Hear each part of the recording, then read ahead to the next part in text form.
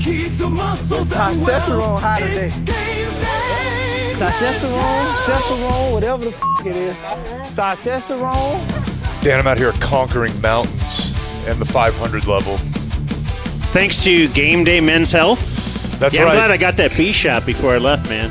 It's B12. That got me through the vitamin B12. There you go. All right, well, I don't know. Sorry, I'm up your ass. It's probably because I need my testosterone shot, which I brought with me here. Okay. GameDay.dumbzone.com, 12 clinics in DFW. You'll get 10% off TRT for life.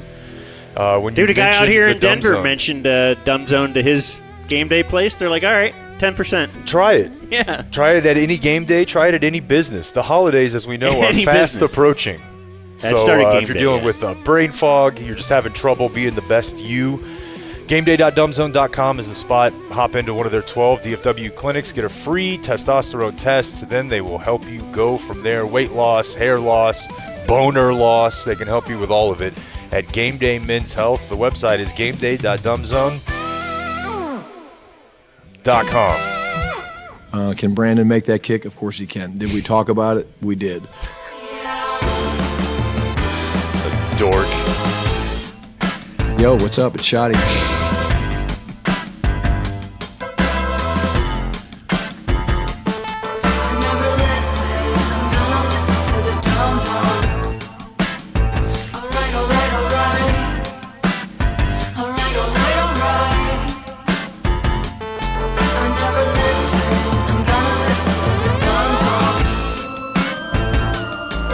Good afternoon, friends. You are looking live.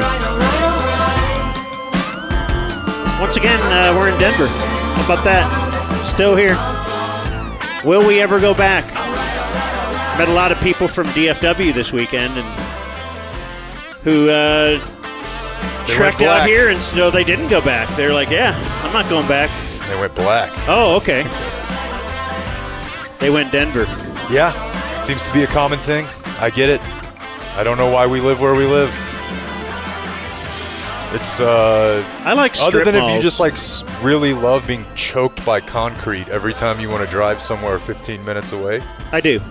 I have the place for you. Yeah, I like more traffic, and Yeah, it kicks ass. It really does. I like to go 45 minutes if I want to go anywhere. I had a drive the other day, and it just made me think, this is what it would be like to drive from like Las Colinas to Allen. I drove from one city to another city, except it was green the entire way. Across state. In between. Yeah, it's cool. A little chilly in the morning. I guess you get your trade-offs. And also throughout the day, if you're in the sun, it might feel like it's 90 degrees. And if you're in the shade, it's like it's 50. So it's some trade-offs. These are good problems, But though. you got nice the colors. You know how some people are like, oh, I love the colors of the tree. Well, okay. You got that here? Correct. The foliage. Now, nobody's going to thank you for opening a door for them. Nobody's going to hold the door open for you. Here? They don't do that here. That's fine, though. They got better things to do. Is chivalry dead here? I don't think it was ever alive here. Anyway, we're at the dive-in. We were here Friday. Considerably larger crowd on Friday, but I suppose a lot of people are rolling in for the game. One of the guys who was The big here game. Friday, who we saw at the tailgate yesterday with a big group, I believe he was tossed out of here Saturday night. Oh, really? Yeah. Look, it happens. it's going to happen. He's fine. He's welcome Chuck him back. out of here. Welcome back today, Sure. though. Shut it down. I tried to interview a couple of Cowboy fans who were also leaving in the late third quarter with me yesterday because the girl was crying. Oh, yeah. And the guy was on his phone explaining to so-and-so how his girlfriend got kicked out of the game. And so I pulled him back over to me. I'm like, hey, can you talk to me about this? And they could not. They could not. But apparently it was a Cowboy fan wronged. That's what he was intimating to me. And it was one of those damn Bronco fans that took a swing at her. And then all of a sudden she gets kicked out. The classic, Damn.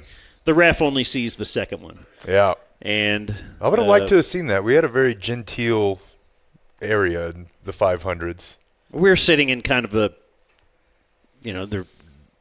some of the tickets that were given to or let the Cowboy players could buy. Yeah. That's how we got in. And so we saw certain people were like, oh, that's somebody's dad. Mm-hmm. You would see them. They have a field pass. Right. Yet here they are in section 539, row 24. Like literally 3 rows from the very, very top of the stadium, which I believe makes us 2 miles into the air. Correct. Yeah, that's right. Very good. Because it starts at a mile. And anyway, yeah. It was a chill section. Nobody was ready to kill us or anything. But then again, you're wearing your Cowboy jersey, and the Cowboys are getting smashed, so no one's going to be mad at you. They're just going to be laughing at you, as they often do. Yeah, that's exactly what was happening. You should, you should go. And I also listened to the post-game show on the way home, the Denver Broncos post-game show. Oh, okay. Yeah, and I don't know. We could do this every week, but just sit in the stands for an away game or listen to the post-game show. They're like, the offense just clicking today. Really, this is what we've been waiting on all season. Firing on all cylinders. It's like, you're just playing the Cowboys. Everyone rapes us this way. Like, you just have to act surprised. Oh, don't do it. The Panthers post-game show, the Bears post-game. Like, look, man. Finally, Caleb Williams has come around. I actually have a funny can you pull me up, Blake? Mm-hmm. This is a group of guys that, in front of us here. Let's go defense, that's all right. Let's go defense. Good night. Okay, this is just a guy and his wife, Bronco fan and Cowboy fan, who yell, "Let's go defense," and then the other one yells, "No, let's go offense," for 4 hours. So they were directly behind us. 4 hours straight. The whole game? Yeah. Directly behind us, and it all started, yes, and they just try to yell over. I noticed that a ton in the parking lot. Yeah. A couple, the guy has a Cowboy jersey, the female has, or the other way around, whatever. But yes, this couple right behind us just tried to out-yell each other. And doing generic NFL stuff, the most generic you could imagine. Defense, offense. Right. Defense, offense. Exactly. That's so annoying. Yeah. Passes pass complete to number 11, Troy Franklin. All right, so that was actually a nice little call. You can hear me there, play-by-play guy. Great call, but then listen to the fan. Troy Franklin. That's a great call. It's like somebody went to play calling school. What? What did he say? Play calling school. Now they're actually and 1 calling good shit. from the 16-yard line. He went to play calling school? Sean Payton Yeah. went to play calling school. Yeah, it's like he's actually calling good shit. I'm like, he's just the Cowboys. Yeah. It's just the Cowboys. Don't worry, bud. And that's what. And it yeah, was. finally Sean Payton kind of learning how to make his way through the NFL, this young upstart. He'll get there. People weren't sure what he has. He'll get there. We have to thank Quiero, our sponsor just to send us out here. Our title sponsor was Quiero. Big player at the tailgate yesterday. Do we have any left, or did we eat it all? It's might have pretty eaten it much all. gone. Yeah, we took some out to the lot yesterday.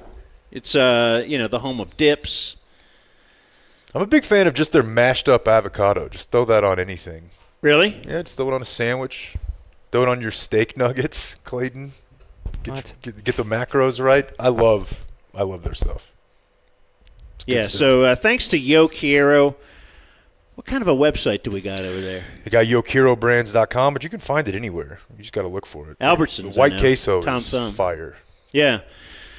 So thank you to Quiero for bringing us out here, for being our title sponsor of the Dumb Zone, going to – where are we? Wow. Denver. Damn, I forgot. That's awesome. But tomorrow we're going to be driving back, which is the bad part of going to Denver, is you have to go back.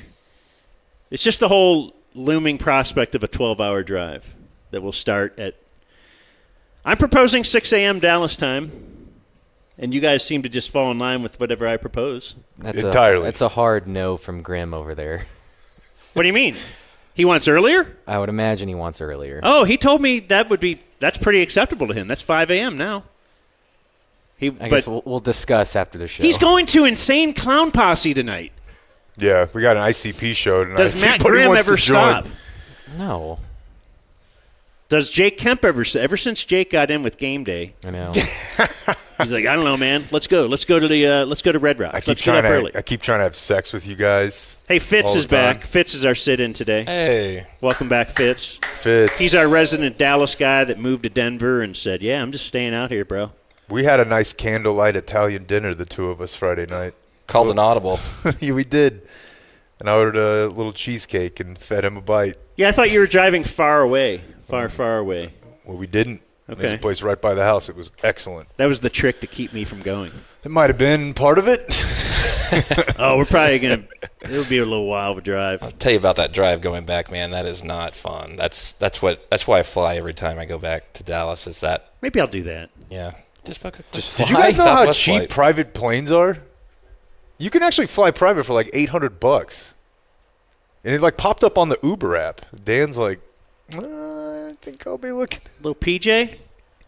That's like a first-class ticket. Maybe I could get it. Like I was stunned. Family emergency at home. How come everybody has emergencies but me? Like I was stunned to learn that kids are grown. Windhorse flies commercial the other day.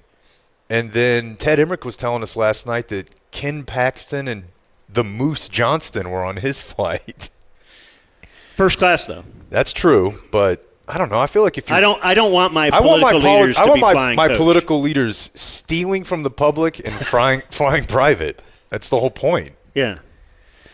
But in any case, Saturday was a big golf day for the boys. Well, let's do a weekend check. Let's make it brought to us by Trident because they're our other sponsor that has sent us out here. They are the supporting sponsor. It's Trident Access Services, but they're basically my garage door company. They'll come out and give you a nice tune-up, which they did to me, and they found a lot of problems that our old garage door company that had created.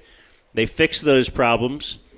It's a little preventative on things going wrong. But they're great, man. TXTrident.com, the preventative maintenance. You might recognize that from some of these other companies we work with. They're trying to solve this before it becomes a massive problem. If you do need equipment repairs, you'll get 10% off as a Dumb Zone listener. Jeremy and the boys, veteran-owned and first responder-owned. Fall tune-up special. Because the cop and firefighters get their feelings hurt. They get along. They're getting along. Don't mention that they didn't go to war. Yeah. Because they didn't. Well, who? The veterans?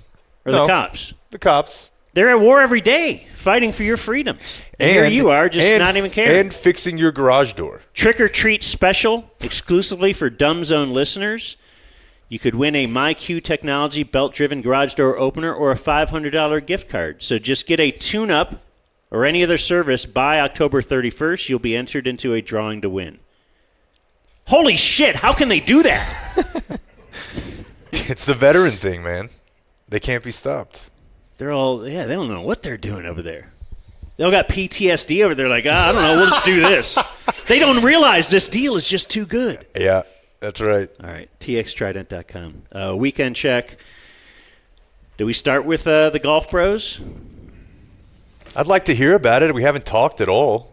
All I got was an email from the guy you guys golfed with saying Blake hits the ball 350 yards off the tee. And I said, well, where's the video? Matt Grimm told us that too. And he said, well, I don't have any video. I have some pictures. He's like, but to be fair, I thought he was getting video because he was carrying his phone up to the tee box on every hole. And then I found out he was just watching Halo as he was teeing off. He was like, he wasn't filming anything. It was the World Championships over the weekend. He was just watching video game. They're like the WNBA. They have the World Championships every couple weeks. Dude, I know. And it's just like every month there's a new LeBron. They have or more than Ledoux. one tournament. It's the WNBA. No, so the morning started. We met Glenn and went up to Pikes Peak. I don't really know why.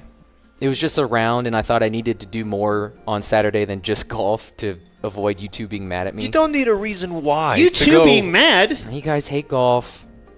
Hate when I play golf, so I try to just You are a do it in the battered wife, shadows. bro. Yeah. So I don't care. I love it.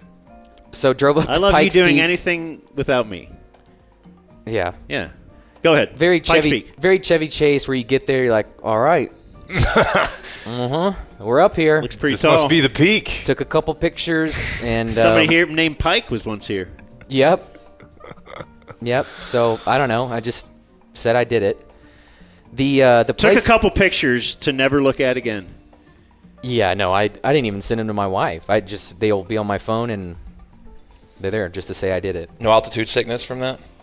Got a little woozy, but Yeah. I was okay. The drive was actually was scarier than anything. Coming down. I ain't going up because I was on the passenger side, so as he's like making these turns and driving, I'm like 4 feet from the edge, and I'm just thinking about we're gonna roll, I'm gonna die, and Call the Frankels. Would we do the show today if Blake died? I would say yes, but I don't know who would set up all this audio equipment. I think you guys would power through though. Kind of a little, Yeah, I think. little underhanded way for him to tell us how much he does there. But I it's don't think It was true. underhand. I just blatantly said you could not set up. Yeah, this you're audio. right. No, but a swipe at Clayton. Clearly a swipe Clayton's at got Clayton. enough to do over there. Okay. You probably fit it in this segment. The noted, death of Blake. Then move on. Right. Yeah. All right, up next. Yeah, big Cowboy Fourth game. down. You know who else died? The Cowboys defense. Hell yeah. Your AC unit. Community defense. Yeah. You know what didn't die? So got to the top, and the place was closed up there, which Glenn had told us they have awesome donuts, which I guess if you get to the top, you need a donut. And it was closed, which is bad because I had chugged 2 arrowheads on the way up. Really had to go. Yeah. And I thought, what an opportunity. So I found a big rock and just pissed on Pikes Peak while I was up there. Yeah, I know you did. Claimed your territory? Yeah, it's mine. It's mine now. How do you know he did? Because somebody sent me a picture of it. Of him going potty? Yeah, I'm uploading it now. I didn't put it in there because I didn't want Blake to see it. But yeah, he just soccer Well, I squatted know I did it. in the snow. Just Oh, there's snow up there? Yep. Oh.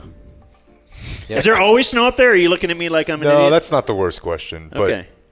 I mean, the highest peak in Denver in Well, October. I didn't. Well, no one told me it was the highest peak in Denver. Well, I wouldn't go to the 6th highest. Well, I don't know. he drove to Why a are you just small. acting? You're sitting next to me, and you're acting like I know everything? Holy shit, we had a big weekend on that front too. Well, what did I do? I want to get back to it, but by the way, anchor word unfurl. I feel like that's always the flag, but they rolled out the flag, the American flag, on one half of the field yesterday, and then another large cloth structure with a C on it, pretty distinctive there. And Dan goes, Well, it was mixed in with a "The hell is that?" red And I was like, ball. "What?" He goes, "That thing." I go, "That's the state flag of Colorado." He's like, "No, don't So act now like I'm don't act like that's one of the ones people know." So I'm supposed to Like, know it all definitely- 50 sate flags? No, I It's think- like there's at least 5, and that's I think one of you them. can know But the top 5, and that's one of them. but guess what? Wednesday we're gonna find out. We're gonna have a little flashcard Okay. quiz. I like that. You and I were talking about it right then because I don't know that I'd do great, but I would have got Colorado. And then in the next 10 minutes, 5 guys with hoodies, hats, shirts, the C. And Dan's like, "I think I actually own one of those." I do. I own a. ever I having thought it a was just a clue. cool looking sweatshirt. See, It you know. is. But they Yeah. got the design from the flag. So Pikes Peak has snow. Yeah.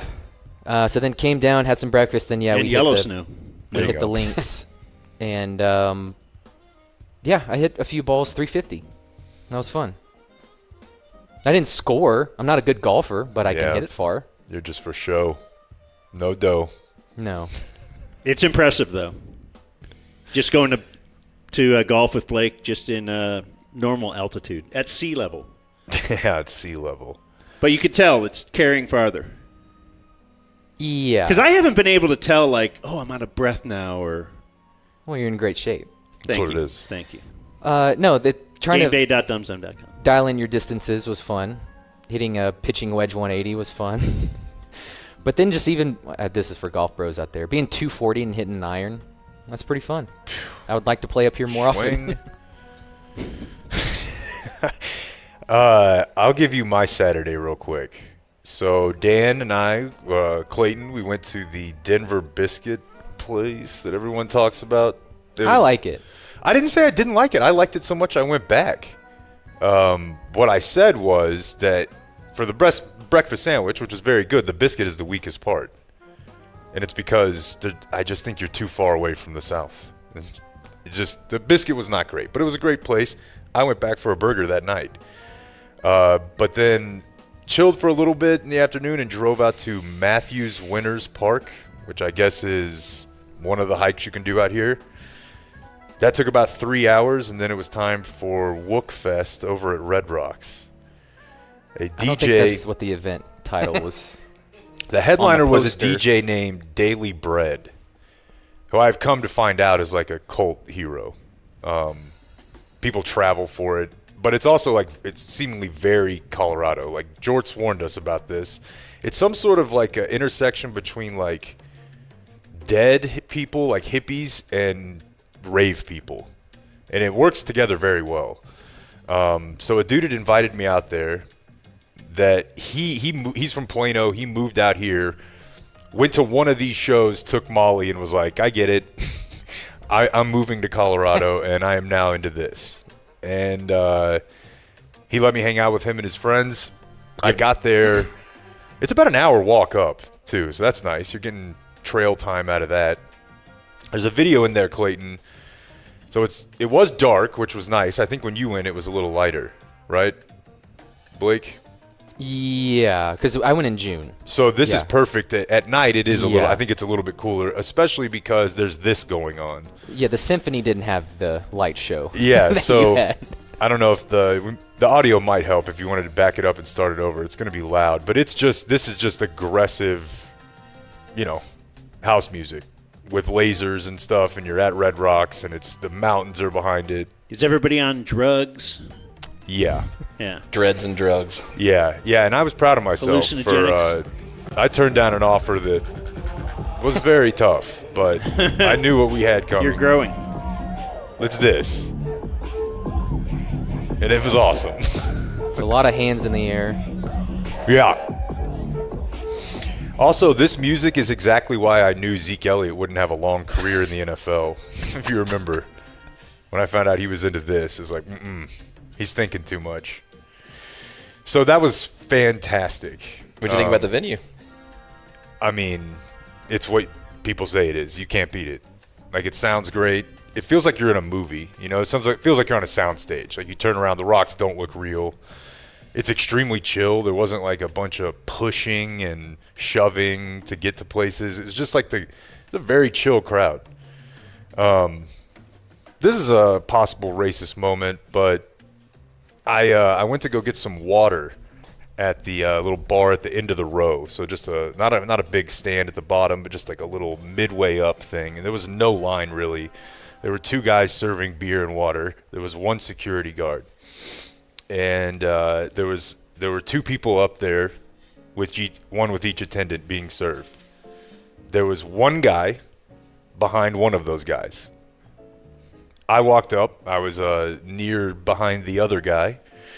And, I'm just kind of there's no line. We're just like, he'll go next, then I'll go. And this security guard was like, hey, the line is over there. Which would have required me walking from, like, where I am to where Blake is. 2 feet. This gentleman was based on look and accent of Asian descent and nationality. And as I've told you before in my travels in Asia, I don't think they understand lines. So I feel like this guy was trying to explain a very simple concept to me because he didn't understand it. And the guy next to me goes, ooh, where's he going to go? Where is he going to go? It's like, I got it, bud. We don't need it. Here's the line. Also, I think there's a weird, like, sexual undercurrent to it. Like, all the chicks are wearing, like, super high, like, boots, and it's, like, freezing, but it's, like, skirts. It's a scene, dude. It's very different than Lindsey Sterling, I think. That probably didn't need to be said.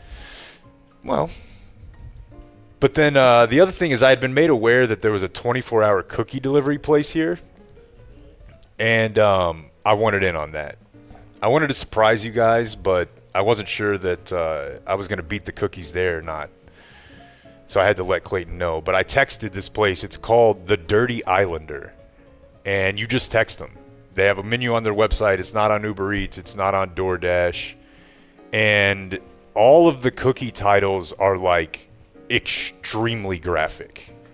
So they all have names of like come in my ass marshmallow. Gross. And then the description on the website's like, imagine if a chocolate chip nutted raw all over and I'm like, whoa. You want to eat that? The cookies looked incredible. And they were reasonably priced. But dude, go down the line and it was like crazy shit. There's the picture of it, yeah. So I placed an order. I started texting and they text you like they're flirting with you. They're like, hey, babe, can you wait 2 hours for this? I'm like, whoa. Maybe. Did you start giving it back a little bit? You're trying not to, but they're hitting you with I'll think like, of my grandma, and then I can hold they're it. hitting you with wink emojis, and she's like, oh, we're on our way, babe. I'm like, holy sheesh. And the business card they put in the cake box is just a whisk in the shape of like a cock and balls. It's like really, really over the top.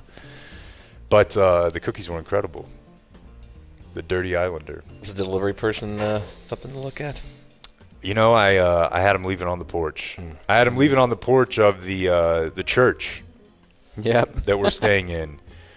Yeah, we're in a renovated church, and I looked at the description on Airbnb, and it says renovated church with tiny house. And I've come to decide that, you know how it seems like, so wherever the pews are in the church, it seems like that's like the living room. There's a big screen TV, but then there's like, it looks like a big tent, but it's a metal tent in the middle of the house. And that's one of the rooms.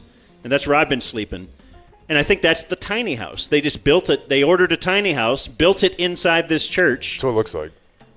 And then all the, you're up in the, what is the rafter Loft. pews? Yeah, loft. yeah. Like Blake said, I think we're up where the music, the audio director might have been. Mm-hmm. I have more on the house in a moment. You know what? It could use some new floors. Oh, we're doing Flooring Direct right here? That was the best chance I was going to get. What if we for sent it. Rick Renner out here? Pump wattage in their cottage, in their tiny cottage. Yeah, could definitely use new floors. Does Flooring Direct sell not creaky floors? Yeah, I think they have a Because I think I'm waking you guys up every morning. non-haunted floor. You're not waking anyone up. No, not me. Not you for sure. Okay, I'm really worried about Blake. Don't worry about me. Don't you worry about paying anything for these floors. Oh, yeah, we're doing for 36 months. Why? No interest. Less than $200 a month, you can get new floors. Call Rick Renner at 972-449-9456 or flooringdirect.dfw.com/DZ. You can get those floors in time for the holidays. The holidays are approaching. Stunt on your punk-ass brother-in-law. You see these floors, bitch? Yeah. You know what time it is. It's holidays. They got a song. You know this one, Grim? Our pros are the nicest. We've got the best prices at Flooring Direct. So regarding the house, I got an email from another Wook, a guy who was at the Daily Bread show. He was here Friday. We saw him Sunday. He's a Colorado guy. And that means he's into Fish, the band.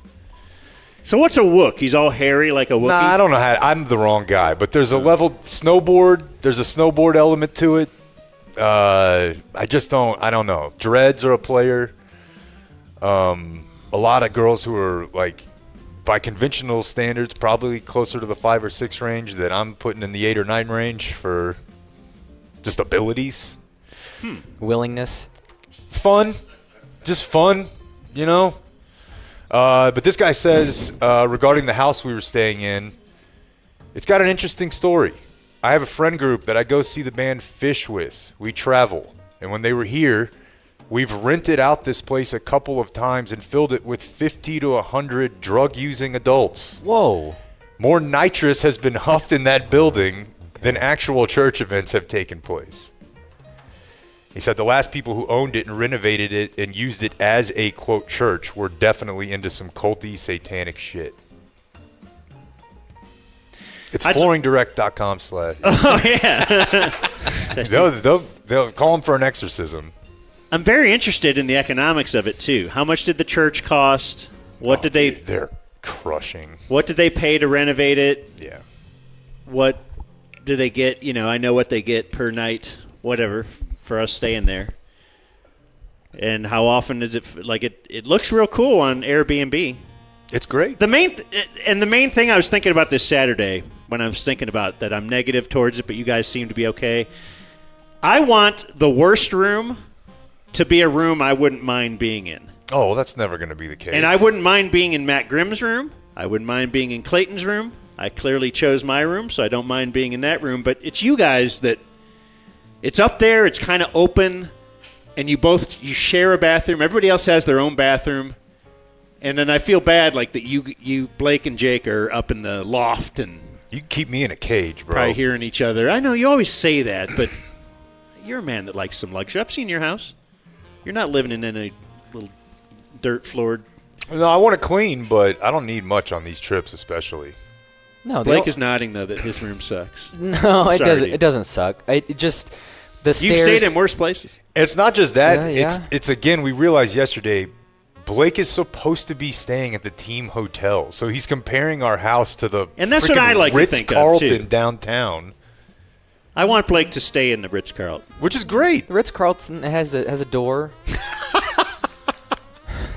Yeah, your room doesn't have a door or anything. Privacy in the bathroom, and I'm not 100% that Jake hasn't used my toothbrush. I put the image in there. He put on a condom this time because I used his toothbrush because we had the same one at camp. So now he brings one and puts his thing on top of it. That's a great idea, Blake. The case. And what I did is I brought a different toothbrush so I wouldn't get confused. You should put a big thing that says Blake on it. And see, what's not there in the picture is my toothpaste, which I normally keep by my toothbrush, so I think Jake has been using my toothpaste. What? Who would even It's notice a little that? illogical setup, too, because Clayton and Matt both have what you would consider to be the master bedroom because their bathrooms... primary. That's right. Up here, buddy, you better go primary. But their bathrooms are huge. You better acknowledge that land. Bathrooms are huge. The showers are huge and all that kind of stuff. And your bathroom is tiny. So you have to share a bathroom with Jake, and it's this tiny little bathroom. Why wouldn't they put up one of those huge bathrooms there and give a tiny bathroom? Anyway. Cares? It's great. I don't know, we're thriving up there. We're having a great time. So many good burger places. On Saturday. Yeah, what'd you do? One of my goals was to go to a dispensary, grab a few gummies. So I was looking at the reviews of a couple of places around us. Nice. And one the one I went to says, very dope spot. Items are priced better than any other dispo. Oh, geez. Unfortunately, I've heard that. So we're going dispo? I've heard, yeah, it's... And so I went to two different places. Dispos. And I kind of bought the same gummies at both places. One was considerably more expensive than the other. And one of them, the one that we went to that I saw you walking into. Hey, funny to see you here. Hey, buddy. They give you a bag, a little white bag. You just walk home. Nobody knows what you're carrying home. The other one that I went to that was more expensive, they might as well put like a big sign on you. It's blinking, I have pot. Come big Cheech and Chong assault shirt. me or something. I don't know. The other one has a huge, their label is just so huge on this giant bag they gave me for my 2 gummies or whatever, and whatever. Not only are you more expensive, but you're also like putting a target on me. Although maybe that doesn't count here because everybody's carrying pot in Colorado. Yeah, it's not like you're going to be looking at me like, whoa, that guy has pot. No. But that's the way I'm thinking. I Like, know. holy shit, they just sold me illegal stuff, and now I'm walking around letting everybody know. What if a cop sees me? Dude, like, I mean, you were worried about the camera out front for a little doob. I'm like, buddy, they're not worried about this. They got a Ring doorbell. What if they see us doing like a this? small J, and he's like, dude, what if they come kick us out? Yeah. Like, I just don't think we're not inside. Remember one of the first times I walked into a dispensary, I had to ask the guy, like, can I say whatever I want? Like, oh, you're like, used to the water pipe days. Yeah, water pipe. If you say bomb, hey, they're going to kick you out. Right. Watch it. No B word. Yeah, the guy's like, it's free country, bro. You can say whatever you want. You want a pound of weed? You got it, bro. So I did that. One thing was, grab a couple edibles, so check. Nice. And then I wanted to eat somewhere that wasn't Taco Bell because you guys made fun of me. On the way up here, we stopped at Taco Bell and a Subway, and that was my meals. Dan is like early Sam Darnold seeing ghosts. Just everywhere he looks, there's a defender in the So- window. Fitz had given us some recos, and one of them was the blue pan pizza. I gave you Did that you give one. us that? Oh, okay, I somebody did else- actually there last night. But I gave you that one. No. But somebody said that's like a local treasure, so okay. Even though it's like Detroit, everyone still recommended it, and yeah. Well, it was because he shit on your idea. You told me go to Giordano's Pizza. It's deep dish, whatever, and I was going to do that. And I told Jake, and he's like, "It's gay." It's not Why that. don't you go to this one? It's because that it's a you chain. Giordano's at home. No, you can't. Yes, you can. You Where? can now. There's one in Arlington. There's one in elsewhere. All right, so I go to DFW. Blue Pan or whatever it was, and this will relate to something that happened yesterday. So it's a 20-minute scooter ride, which was actually a beautiful ride. Because we are staying in a place that, like, some pretty sketchy areas over here, but then it's like real high-toned areas over here. And I had to drive through the real high-toned area. So it was wonderful. But the Blue Pan Pizza, even though I got there at, like, probably 4:30. Saturday afternoon. I'm on Dallas time. I have not changed any of my clocks or watch or iPad or anything. So it was 5:30 to me. But it was 4:30 to them, so I thought, oh, plenty of time. Packed. They said it's an hour and a half wait to sit down. And even everybody at the bar had just sat down. So now I drove somewhere else. I drove to your Levin Deli because I want something local that Fitz suggested. They closed at 4. Saturday, yeah. And so then I ended up going to the third place that you told me. City O City? Yeah, that's a vegetarian restaurant. Yeah. And it was good. It was very good, but it took me, an hour and a half to finally get. Yeah, to the stereotypes place to are not going well up here for the boys. So I tried to eat local, and yeah, I'm getting screwed here. So yesterday after the game, and this will end my weekend check, and then we'll get into the Cowboys. But this relates to the Cowboy game. Because I leave the game mid-third quarter. Actually grabbed the woke burger on the way out. Because I was right. I was thinking they got to sell meatless hamburgers here in Denver in the stadium, and they do. They do. They do not serve energy drinks, but they do serve. You can never find that? No, but they do serve fake meat. I told Jake, tofu. get a Coke, because he wants caffeine. He's like, that's nothing. There's not enough caffeine in that, I'm not going to that waste. thing for me. Like, he needs 8 times the amount of caffeine in a Coke. It's like a cup of coffee. And you had shotgunned an energy drink in the parking lot. On accident, but yeah. Oh, yeah, it exploded. Exploded. It had so much energy in it, it just broke through the can. So after the game, I'm thinking, first of all, they have like a kind of a dart type thing. So I was going to go look for that. But then I walked by, there was like Scooter Island. Apparently there's literally 100, 200 scooters, like all in one area that, because I think they don't work, they are geofenced. There you go. There you go. I've heard of geofencing. Now so you can't drive them up close to the stadium. So they're all like on this edge. And so I'm like, you know what? Let's scooter home. Looked at the map. And the Apple map has a suggested route. It was like 20 minutes. And then there was one that was not suggested, but it was 18 minutes. I'm like, I want to get home a little quicker. Watch the game and everything. So I'm riding on my scooter, and I got a scooter that was only 50% battery, so I'm a little worried. There's 200 scooters, but I chose one with not a full battery.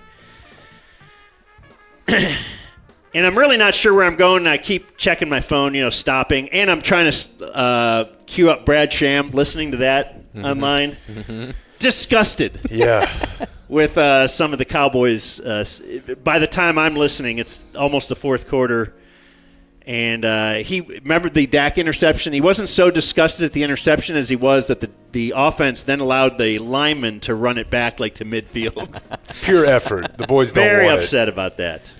Brad Sham, if he had was on the line, he would have been able to tackle Just that like guy. the defense, the offense doesn't want to tackle either. Oh. Just like there was a guy sitting in front of us, the big fat guy with the long hair and the Broncos jersey.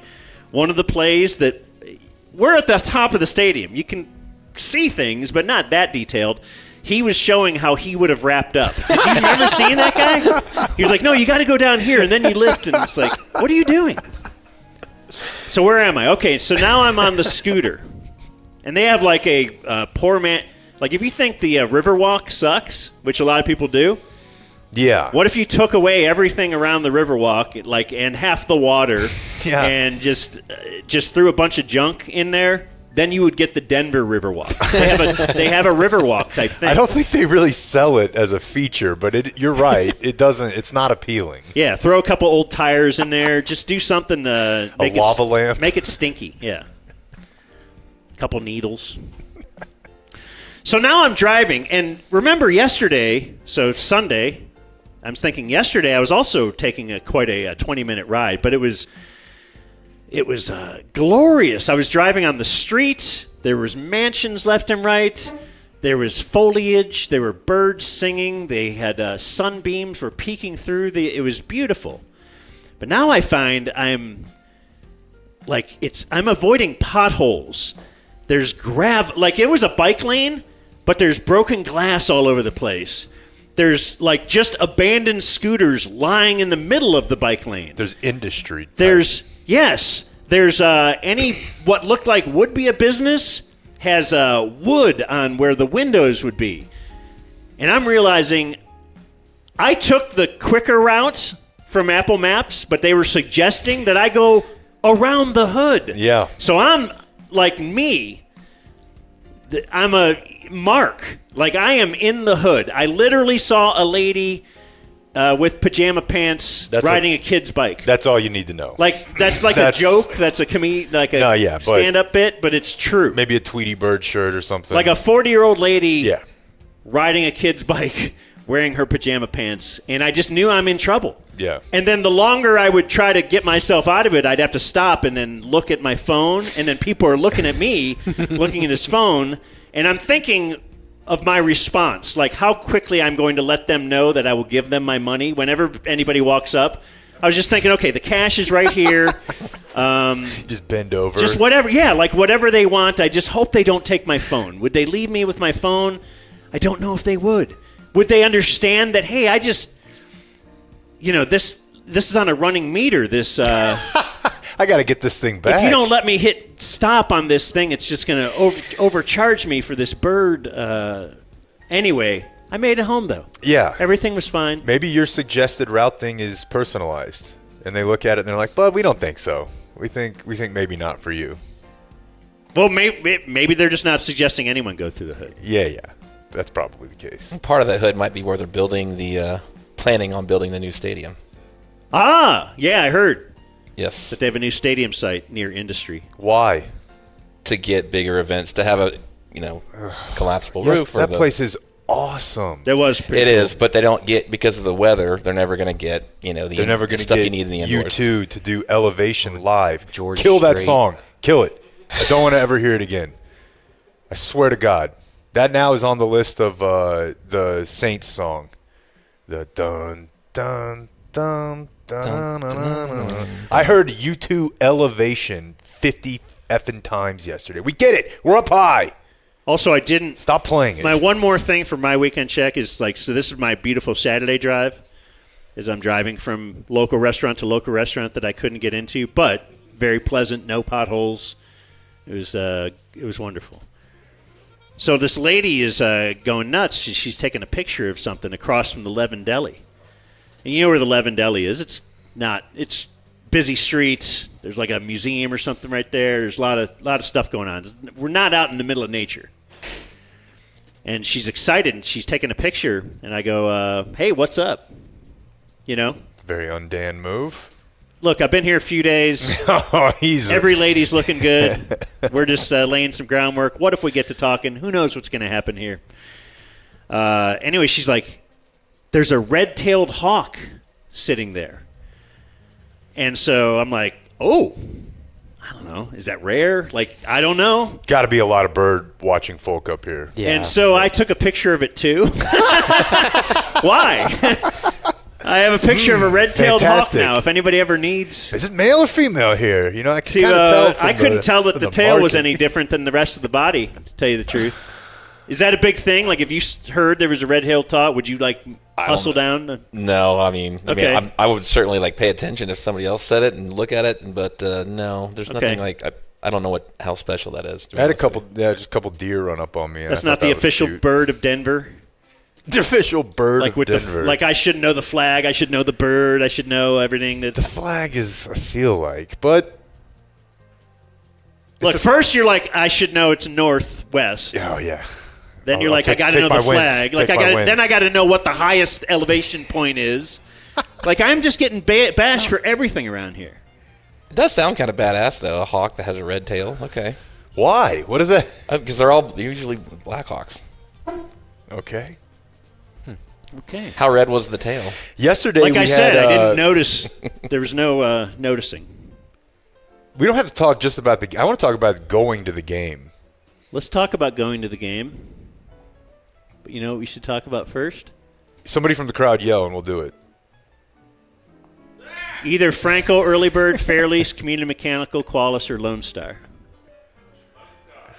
Oh, he wants Lone Star? Star. Okay, let's just give a little love to Lone Star Beer, LoneStarBeer.com.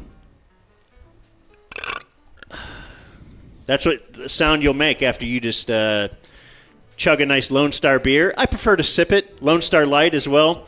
And you can get some cool merch at LoneStarBeer.com. Like this awesome sweatshirt I'm wearing right now. It's a great one. It's gift-giving season with the holidays. The holidays fast approaching. How about a nice Lone Star Beer sweatshirt for your mom on Thanksgiving? You're coming home from college on Thanksgiving. It's a tale as old as time. And she's going to be like, oh, you're going out with your friends again the night before? I was really hoping you'd hang out. And give her that present early. Actually, Mom, here you go. Stay warm. Here's a Lone Star hoodie that 21% off got the a merch. discount on. Yeah, Dumbzone 21 is the merch, but you know Lone Star Beer and you know Lone Star. Great merch fits. You need to check it out. All right, so on to what? Do they sell that up here? It's on LoneStarBeer.com. That's right, bro. Dumbzone 21. It's good stuff. Oh. From the wonderful world of sports, Radio Sports Scoreboard. Oh, yeah, I like that. Can Brandon make that kick? Of course he can. Did we talk about it? We did. That was from his Friday press conference. So They were talking about last week's when they didn't try the. yesterday was Celebrate Hispanic Heritage Day at the Broncos Cowboys game. Oh. Did you get your friendship bracelet? Yeah, I got mine. I'm gonna give it to the girl, the daughter. Hold on. Where did I put mine? First 50,000. I don't really know what a friendship bracelet is, but they handed me a packet. But there were. Did you get one, Blake? No. You missed out. We all got friendship bracelets, and I want to get these for the show. So I want us all to wear the same bracelet. the game theme was Vamos Broncos. Before the game, there was like an area that we had to walk into, which actually turned out to be pretty cool. That was like Lucha Libre Alley. And So is that why everybody was wearing the masks? Yeah, Lucha Libre. Okay, the Jack Black wrestling mask? Yes. Because I just saw that all over the place in the parking lot before the game. Yeah. It was a thing the whole game. There were a bunch of like Mexican and El Salvadoran food trucks out there.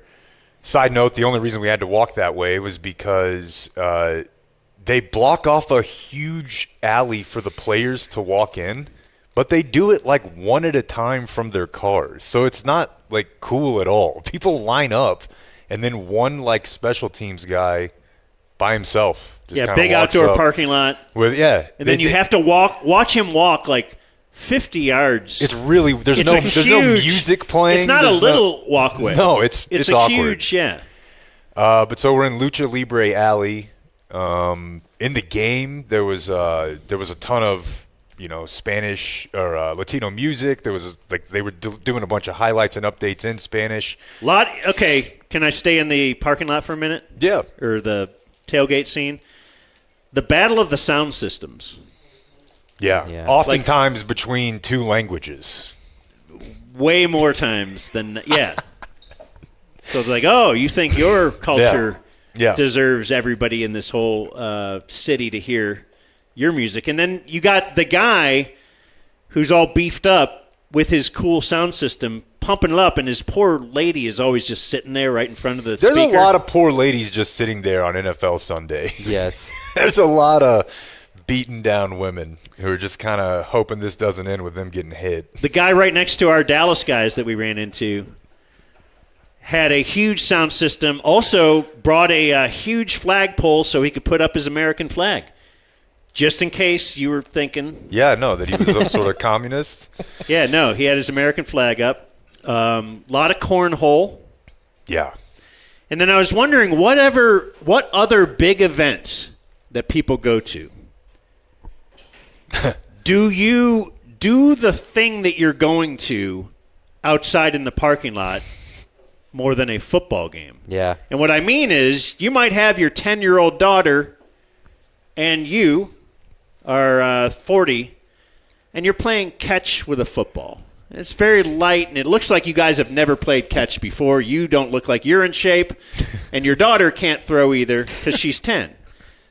But you're playing catch from, 7 feet away in the parking lot. So I went to Nate Bargatze. Now, I did 5 minutes of stand-up out in the parking lot. Yeah. I wanted people just to get warmed up to feel. And it goes by fast, doesn't it? Like, do you go to a did you play some guitar when you went to this concert? Yeah, I took my amp out there. Yeah. Just shredded a couple solos. I would say people going to a fight and people going to a race. Yeah, no, from my UFC fringe era, there was a fight at the bar basically every time. Yeah. So that's maybe a good one. And then just doing those drag races at TMS, people get in their car and then they haul ass out of there. Oh, look, I can do this. Well, that's after, though. Yeah. You've now gotten. But Dan's point, everybody in a football tailgate, feels like what if we end up on some B-roll of a tailgate? Right, yeah, we need to make sure we look like we belong out here. If you need a wide receiver. There was a guy just playing catch with his daughter. Yeah, and Dan's like, he's never thrown that ball before, and neither has she. But they're at a football game. Yeah. Yeah, it was a nice scene, man. We had a ton of people out there, listeners get together. I almost got hit by a car. That was a touch and go. The tight spots in there. Somebody's cornhole board got run over. That was hilarious. Almost good. a conflict, yeah. It was I nice. would imagine so. Here, I'm friends with you, so I want you to have my friendship I don't want to wear bracelet. that. I want you to have a Broncos friendship bracelet. I got one. I got two. Here's the woke one because it's got the rainbow colors, and this is the one that says Los Broncos. This other one says Go Broncos. So my question was, Vamos.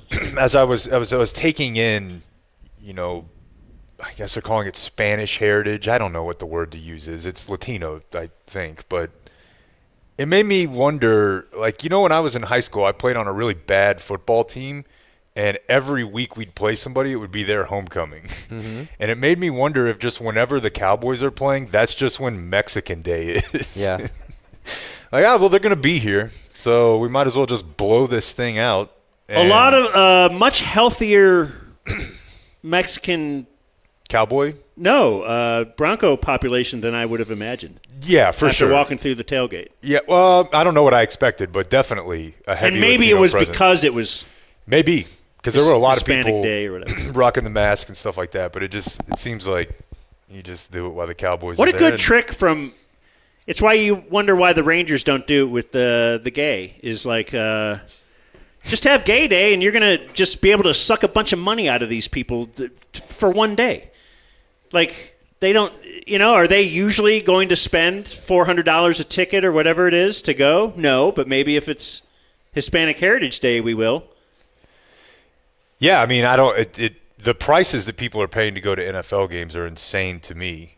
So I think you won that battle because me and Grimm were looking at SeatGeek and whatnot, StubHub, right before the game. It was like $320 is the cheapest I could find. Did hear of a 220. That's the that did You got get 220? Right, maybe 2 hours before kick. Yeah, almost pulled the trigger, but then in game, it's a good crowd. It's nothing. It's not crazy, but it's better than the Cowboy crowd. Well, they have Jen and Sam are the entertainment. Sam, she's been there a few years. Jen is the upstart. She's the young girl that now does lip filler. You've seen this phenomenon in the world. Young's accidentally looking old by trying to look young. Yeah, your late 20s girl can make herself look mid-30s if she just tries hard enough. Then she's probably going to look the same for the next 15 years, so that's good, right? It's a sweet spot. Yeah. But they're on there, and they have scoreboard instructions on when to cheer. Every time there's a flag, there will be a thing up there which explains what pass interference is.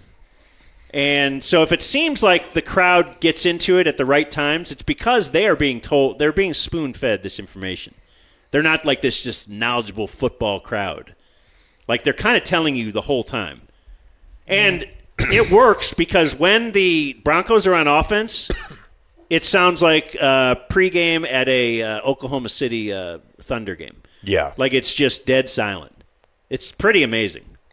Except for the guy behind us yelling, "Come on, defense!" And then his wife's like, "No, offense, go." Yeah, We've already explained this couple. It was super quiet in there. They get loud at the right times. The incomplete thing was cool. I'm not sure it needed a whole day of practice for the boys to get ready for that one. The throwback uniforms are great. Yeah. Oh, how about the Barrel Man contest? Yeah. During one of the breaks, they had this Barrel Man contest. So you gotta. You run.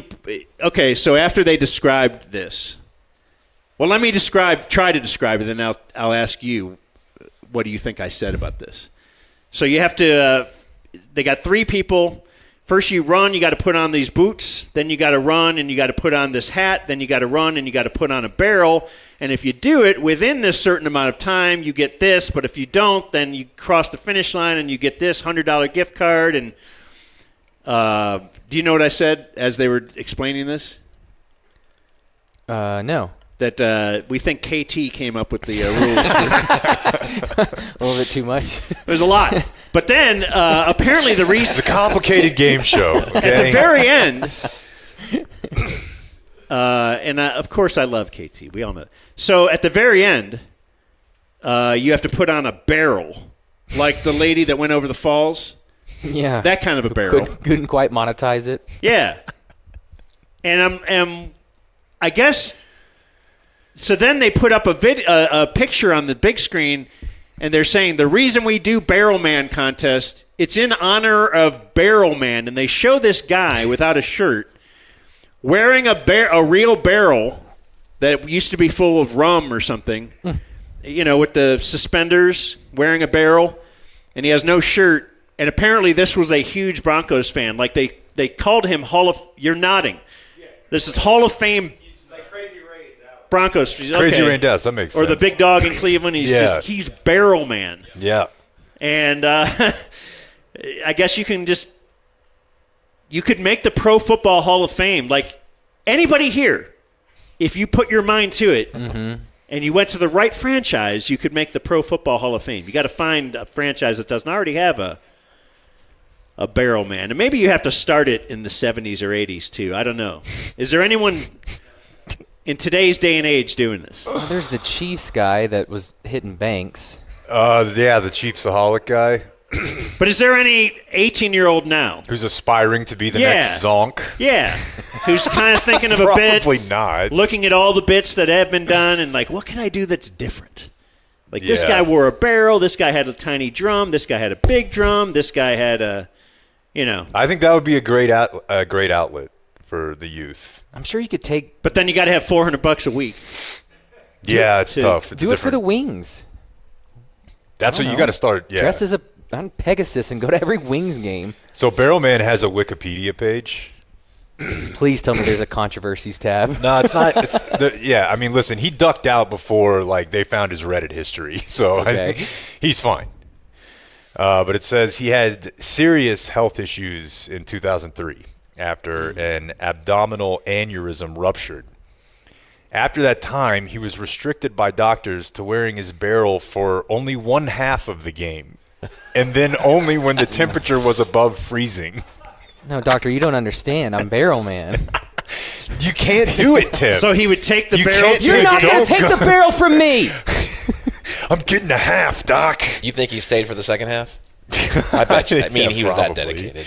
And above freezing, he's like, you can't keep me out of the barrel, Doc. The boys need me. He's no cookie lady, though. So R.I.P. Cookie Lady. So where we were at in the press box was right above, I guess the 300 sections, and so the fans were just right there in front of us, and I saw the hottest lady I've seen in Denver. Okay. Day 4, Blake. Yep. No, she's a 10 anywhere. Okay. But she was the most intense fan I'd ever seen. Okay. So, would you put up with that? I A mean, lot she's of standing. hold'em. She's standing the whole game. She's doing you put your fingers in your mouth and you whistle to where I could hear it up in the booth. The fans in front of her had left in the third quarter, so she went down so she could just pace and jump and scream, and she was insane. And when she would turn around and she just had that like intense look on her face. So for whatever 8 home games a year, or even at home if she's watching the Nuggets or something, do you put up with that? Do you want a wife that's that into sports? It would make you get into some other stuff. Yeah. Not sports, right? Her husband didn't seem to be as big of a fan as she was. Yeah, I wonder, man. Like, I feel like game day I could deal with it. It would be like on Tuesday when she's like, "Did you see their IR and digs?" There's Or a nice something. You'd be market for "Oh, that." What are we doing? I don't want to, like, go party and have fun, but if she's like bothering you about the back of the roster. If there's a good market for that on Twitter, right? Oh my Like god! if you want to, that's if you're a easy hot money. and you just want to associate with some team, I think so. Listen, you'll get yourself a big follow. Oh yeah, for sure. They What, want people there to look at them. It's like at a concert. So she's probably not doing that at all home? this. No. cynical, but you're probably right. You're probably right. Yeah, no, listen, if you're a hot and you want to get into the sports, it'll take you about a week for every local play-by-play and beat reporter to be following you, quote tweeting you, and being like, great to have new Mavs fans. Is that everywhere or just I'm in sure Dallas? it is. I can only speak for how it is where we are, because No, because I follow a lot of Brad Browns Sham accounts. loves to welcome a new fan to the fold. Oh yeah. You were talking about how they're building a new stadium so they're doing a retractable roof. Yep. You know who they could call? My guess is Qualis. Qualis Roofing. Wow. QualisGC.com. They are our roofing company. Somebody's actually going to ask for that.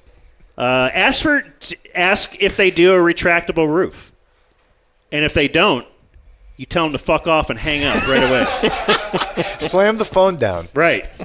Call Qualis Roofing. If you call Qualis just for a free roof inspection, they give you a Dumb Zone T-shirt.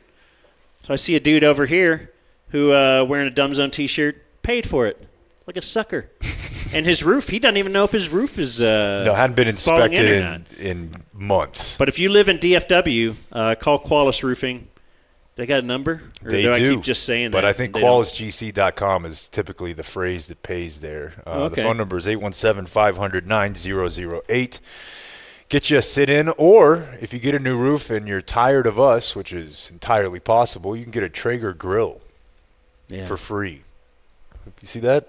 That's what we're worth. One grill. Damn. At For your teeth. QualisGC.com. For your teeth. Do they have a Traeger teeth grill? Do you think Bo Nix has really good teeth? He's I got good noted teeth. that. I didn't know if it was just like his mouth guard that made his teeth look so good, but we envy people with good teeth. Yeah. He's got good teeth. What's George Pickens got going with the peekaboo thing? What are we doing?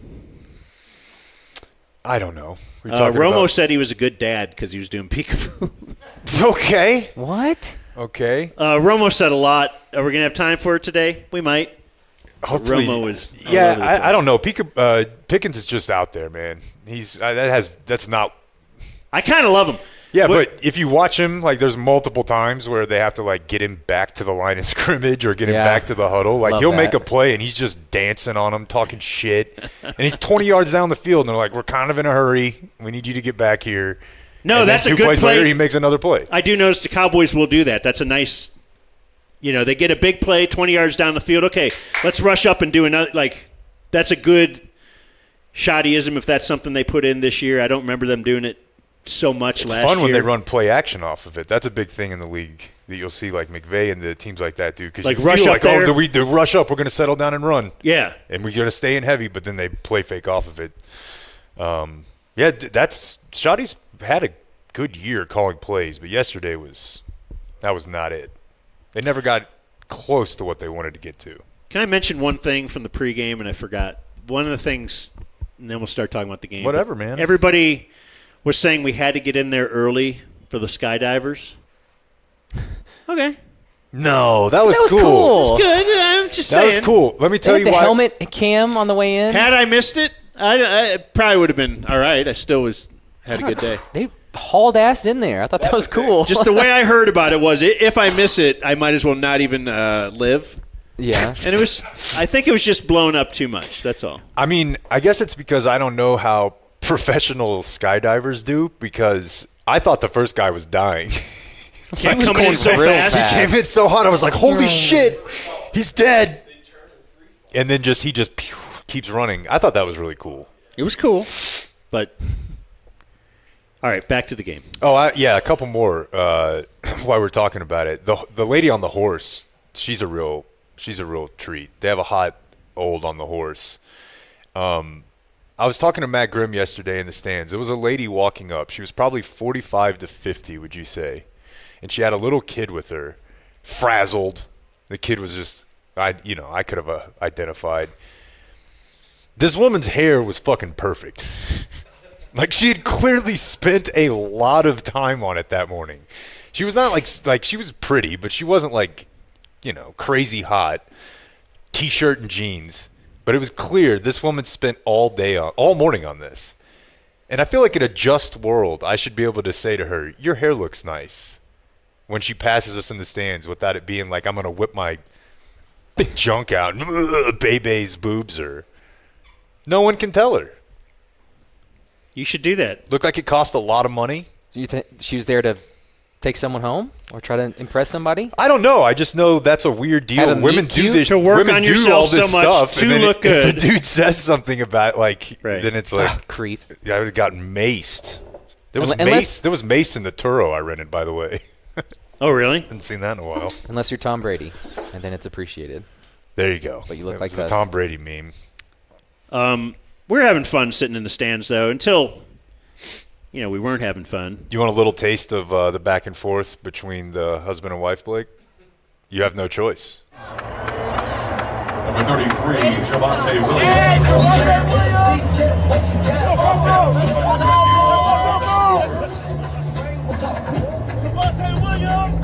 About time, Williams. He's just going to yell Javante Williams, best running back in the league, over and over. Okay.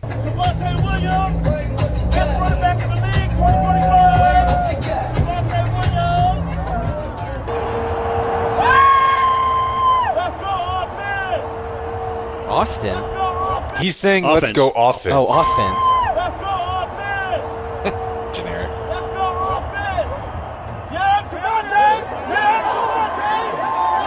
Williams, the ball carrier from the gate of 9, second and 1 from the 32-yard line.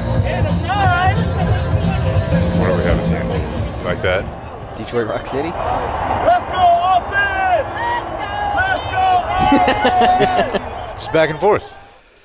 Yes, and when the defense was out there, he would yell, let's go defense. Really, no one could hear him except, the 5 rows around him, and we were right in front of him. So, And they But- probably like each other more than I like my wife. And that's how they flirt. It was so weird, dude. They just were like talking ball. He was like, oh, okay, you beat the Titans? Okay, let's see what you got. Let's see what you got. like they hadn't talked before they got to the game. At all. Then the Once they get mics to went the on game, and they were though. doing the show, He's like, Bo Nix ain't it. You know this. You know Bo Nix ain't it. She's like, shut up. And then somebody else was like, shut up, you hadn't won anything in 20 years. They're just doing like sports talk. It was great. Let's see. So interception on the first drive, and you thought things are great. That's a yay. That's a big yay. Not only was it a yay, Except for some reason, where he intercepted it on the field had been covered in ice or something. Because What do you he tried to stand up 3 times. whoop, whoop, whoop, whoop. The Broncos ran the ball in the first play of the game for 7 yards. They got cheeky and threw it on second down and picked it up. And my general position is no team should throw the ball on first down against Dallas all year. And second down, you should probably be running too. Just make them stop it. But they didn't. They threw it, and they gave you the ball. And 5 plays later, you were at the 1 yard line. Yeah, and this after they accepted the toss, or they won the toss and they called for the ball. That's right. So that's even more. Even you're getting the ball at half, the disrespect. But you probably are only going to get one of those. Bo Nix is not bad. False start penalty after an injury timeout at the 1. That was when Surtain went out. I think your team should lose a timeout and maybe a draft pick if you stay down that long and come back in the game 1 play later. From where we were sitting, Jake's like, this is a bad one, dude. We thought they were going to get the stretcher out. It was taking forever. The coach Watching came out on TV, immediately. He's just laying there rubbing his leg. It's like, oh, okay. You should have heard Romo, too. He was really sad on the broadcast. He was. Was he? Yeah. And CD in the postgame said condolences, and I hadn't heard that for anything other than a death, I don't think. Yeah, you said that for what? For Surtain. Oh, condolences to Surtain, whatever he's going through. It's his shoulder.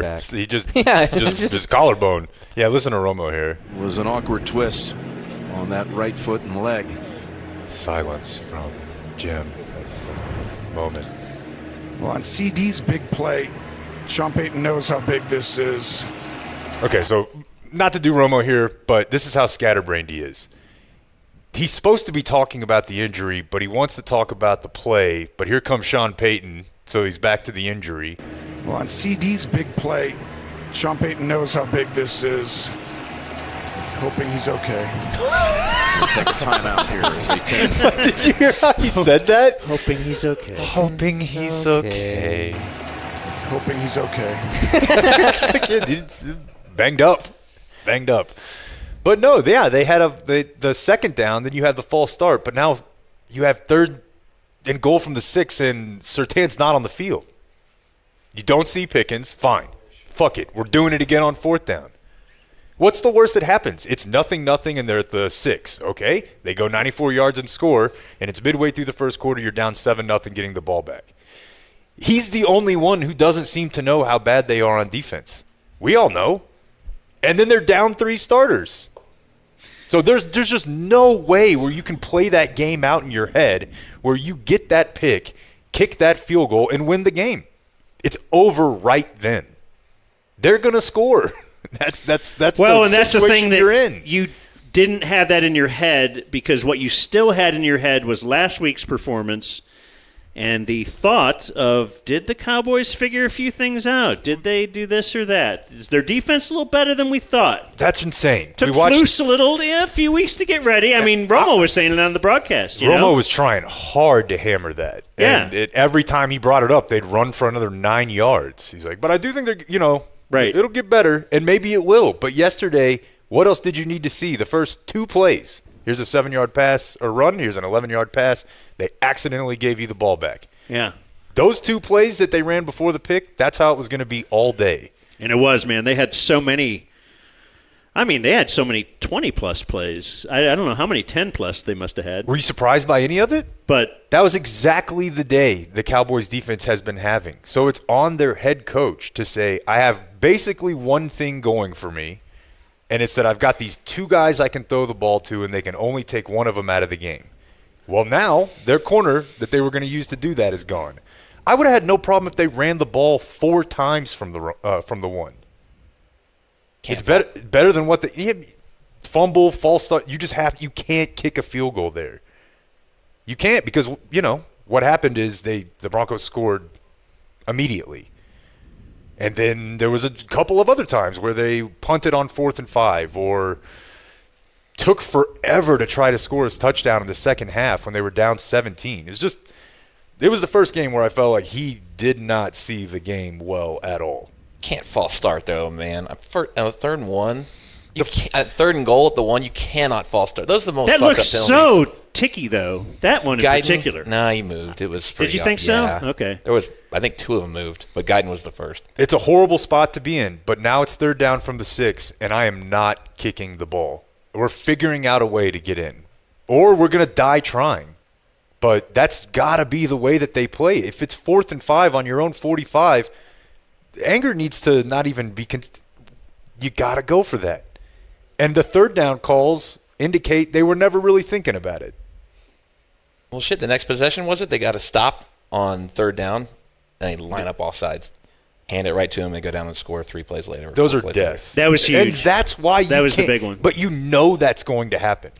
The Cowboys are going to commit a penalty that gives up a first down. They're going to blow a coverage. You know all that stuff. You're the coach. If you know that, you have to coach offense in a way that minimizes that. So what was 3-0 off a turnover ain't it. It was so funny last night as I'm laying in bed and, there's no door between me and Jake, and he's up watching the game, and every 5 minutes I just hear, oh. I forgot. I never thought you were. And I think you had headphones in, so you didn't know how loud you were. But every once in a while, you I just knew you were watching the game. I get mad, dude. I get super mad because it's like in you have stuff you want to get to, right? Like I'm sure Shotty says that. Like we had things we wanted to get to that we couldn't get to. You have to get there. Then I was tweeting with a guy about this yesterday who's a longtime Mavs just Twitter guy who's awesome. And it's like, we learned this from being Mavs fans. For 15 years of my life, I was a fan of a team that was really good on offense and dog shit on defense. When you are like that, you have to be the one who decides how we're going to play and go down with the ship. You have to dictate the tempo, the rules of engagement, and that's just what it is. They're a janky, wonky-ass roster. They're a 1st and 32nd roster. He's not coaching like that. No, like I said, I think a lot of it came because, hey, we had a really good game last week in that regard. You and I were watching that game. Had a really good practice. Multiple times during that game, you and I watching it on the stream were like, well, they did nothing to deserve that. Drop pass, missed pass. Guy falls down. Dude, and think about yesterday. They should have lost by 50. They had a couple of really good drop passes. Same thing. Couple of missed passes, guys that were wide open. Yeah. You were highlighting that Nix is good. He needs time. Like, sometimes he just wants to show you that he could throw it 1,000 miles an hour, where you might need a little. But he has shown that ability, too, to put a little touch on it. So I think he's just got to figure out when to do that. I like it. But he gets a little too excited sometimes when he sees an open receiver and will just sail it on him. He will airmail a deep throw on you big time. But against the Cowboys, somebody will probably just interfere for no reason at all. But what was the situation? Where were they on the field? 2.5 minutes left in the first half. You're down 20-10, and it's 4th and 1. As I recall, you're pretty well in your own territory. And that's when they decided to punt. 29, maybe. But do you punt there? No. Okay, because you're down 20-10, and your reason for not punting is you don't want to give up a kind of an easy touchdown. Certainly, you're just in field goal range if we don't get this 4th and 1. But you end up giving up a touchdown anyway before half, and you're down 27-10 at half. So you do, I think you're right. You have to have a mindset with this team that you are a 4-down team because of your defense. You don't have to say that overtly. But I think that changes the mindset of the other team, too. It puts a little more fear in there. Like, didn't you hate it when you're playing Detroit? Or some of the teams that these guys are wild ass. They're a little different. They kind of go for it all. They don't just wait till they're at the 45 and then decide we go for it on 4th and anything under 3. They kind of go for it all the time, and we got to be ready for that. Because it changes 1st and 2nd and 3rd down. Right. Well, yes, on who you're going to do substitutions with and trying to wear out the defense. But if you just know what do we have? Dak, like Dak or not, you have to admit he's one of the better quarterbacks in the NFL. He's stacked with receivers. In theory, he's got a good tight end. He got shut down yesterday. Good running game. You're happy with Clayton Adams. You're happy with the whole offense. Go in there and this is what we got. And we're going to use it it's even more than anyone else. Not just use it hope it does well within the confines of conventional football. Yeah. Push it. Don't just be normal, even be more so out there. But that drive started with Dak sliding a yard short.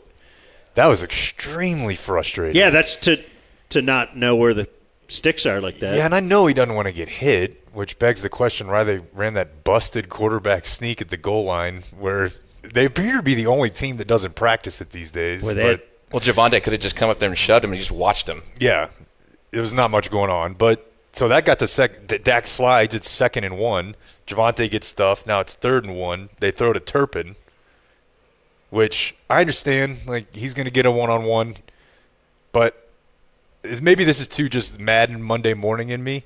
If it's 3rd down and Pickens and Lamb are on the field, I'm targeting one of them. Mm-hmm. I'm going to find a way. Again, Surtain is out of the game at this point.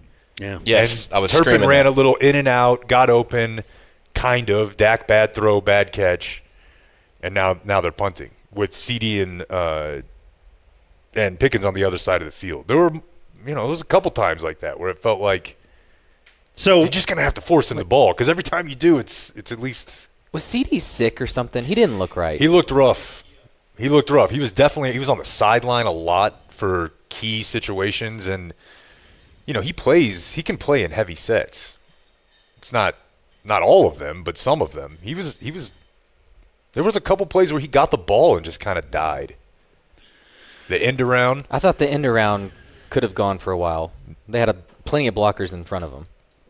The guy behind us not happy with the end around.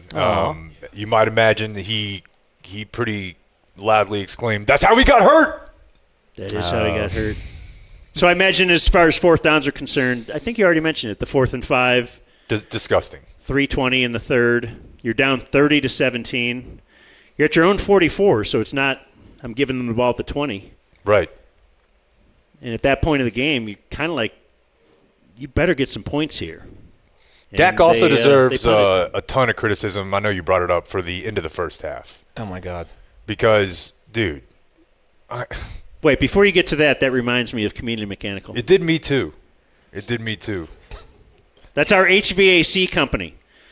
And they're great. They're Brandon Aubrey's. Frankly, HVAC company. This is the perfect timing, because we were very close to getting to see Brandon try to break the record. Oh, yeah. What can somebody get if they get a what's the deal with the Brandon If record? Brandon breaks the record, 17 listeners will get their preventative maintenance costs refunded for the end of the year, and you'll get a $1,700 discount on a new HVAC unit. Damn. So sign but up if he for doesn't, preventative they'll maintenance. come to your house and burn it down. No. So they should have just thrown the out to Pickens and kicked it. And people would be saving money on preventative maintenance. But you're already going to be saving money because Community, they're going to shoot you straight like they did Brandon Aubrey. We had a number of people who have called them, get a second opinion. Someone told them it would be thousands and thousands of dollars, and Community can typically take care of that pretty quickly. If you do need new service, they can take care of it. You'll get a sit-in. I don't know about the grill. But do what Brandon Aubrey did. Go to Community Mechanical at communitydfw.com. Sorry, I'm distracted by the Red Bull TV. My bad. But yeah, that situation there, it's already dire. It's 20-10. You're thinking, oh no, it's 27-10 at that point. You're thinking, all right, this middle four here. Dallas has been pretty solid at this middle four. And in Jake's Richland football mind, listen, 27-24, okay? We score 7 here, 7 out of halftime. Oh. We're right back in this thing. Matt Grimm heard it the whole day, dude. And I'm thinking, hell, we may be able to get another 3 out of this thing before the half. Just he's going to make mistakes. It's just that when you're on a team like this, every mistake he makes feels like it just buries them. Dak or Shoddy? Dak. Okay. Because, I don't know how much there is to Shoddy there. There's a Ferguson down the middle. You wanted to try to take a shot at it against 2 safeties, but what if he catches that ball? What are you going to do then? You're going to clock it and kick a field goal. Yep. You could have done that from where you are. You were out of timeouts. Oh, the interception? Now. Yeah. Yeah. You were out of timeouts. You were basically in what we're going to call range that day.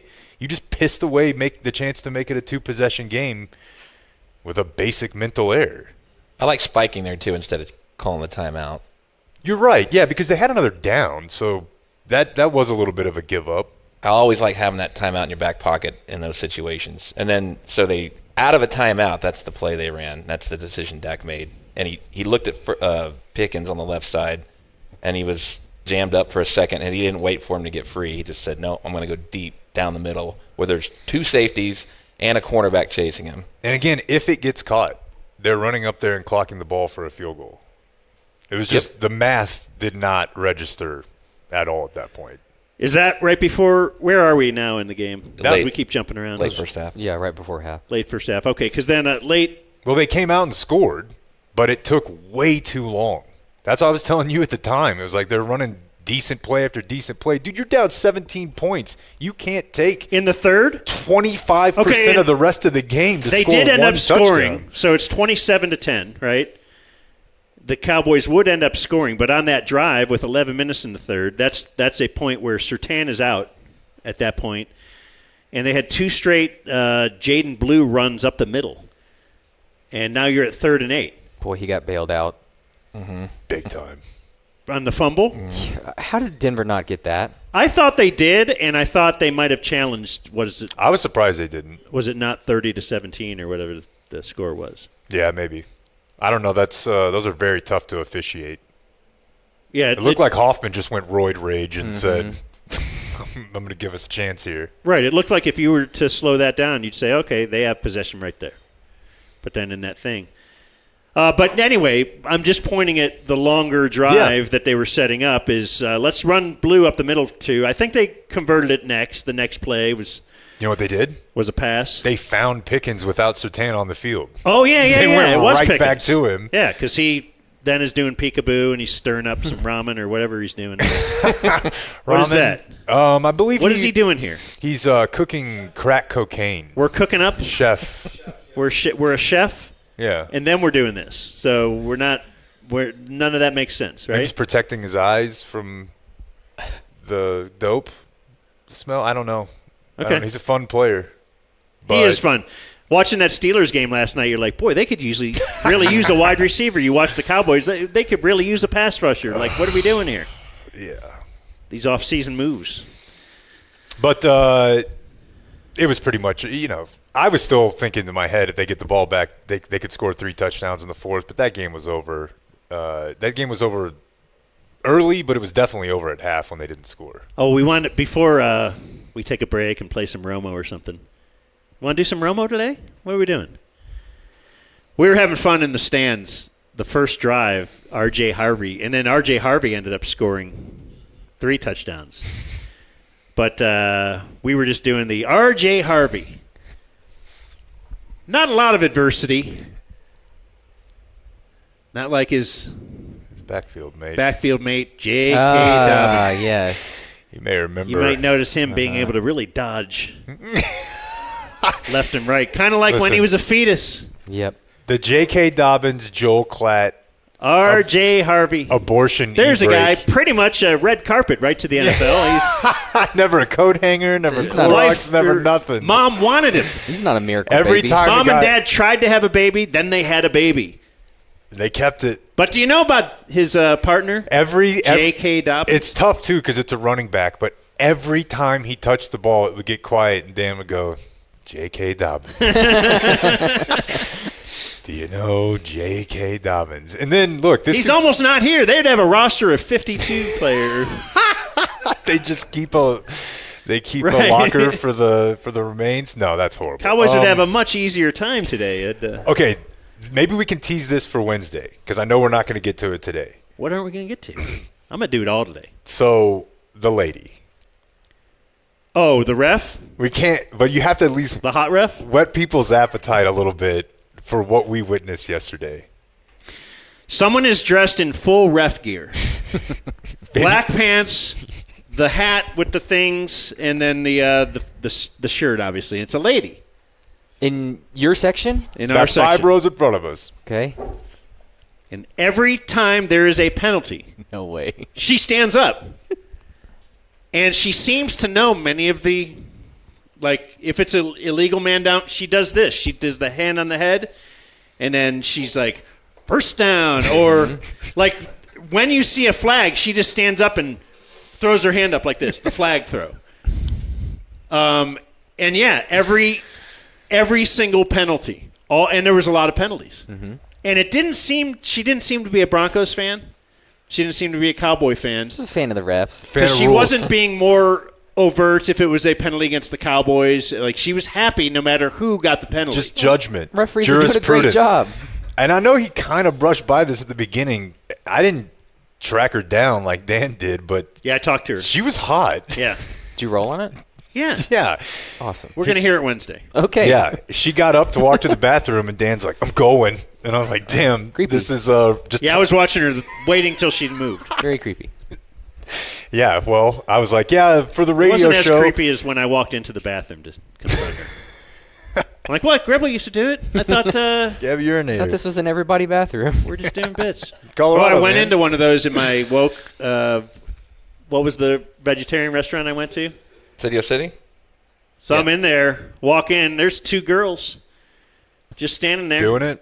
No, they were just standing there near the sink area, and then I got in line to wait for the and then there was just one bathroom door, but it was all the way to the floor, and then we all that's the one we used, and when they came out, we shared the sink and all that. Community sink. Yeah, one sink, one stall, two girls, and two girls.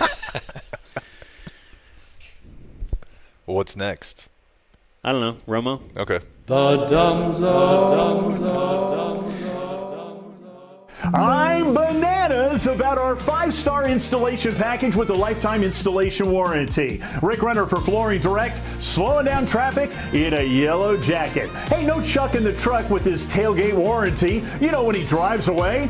There goes your warranty. We don't do that at Flooring Direct. We give you a lifetime installation warranty. It's transferable. Call now. We bring the store to you.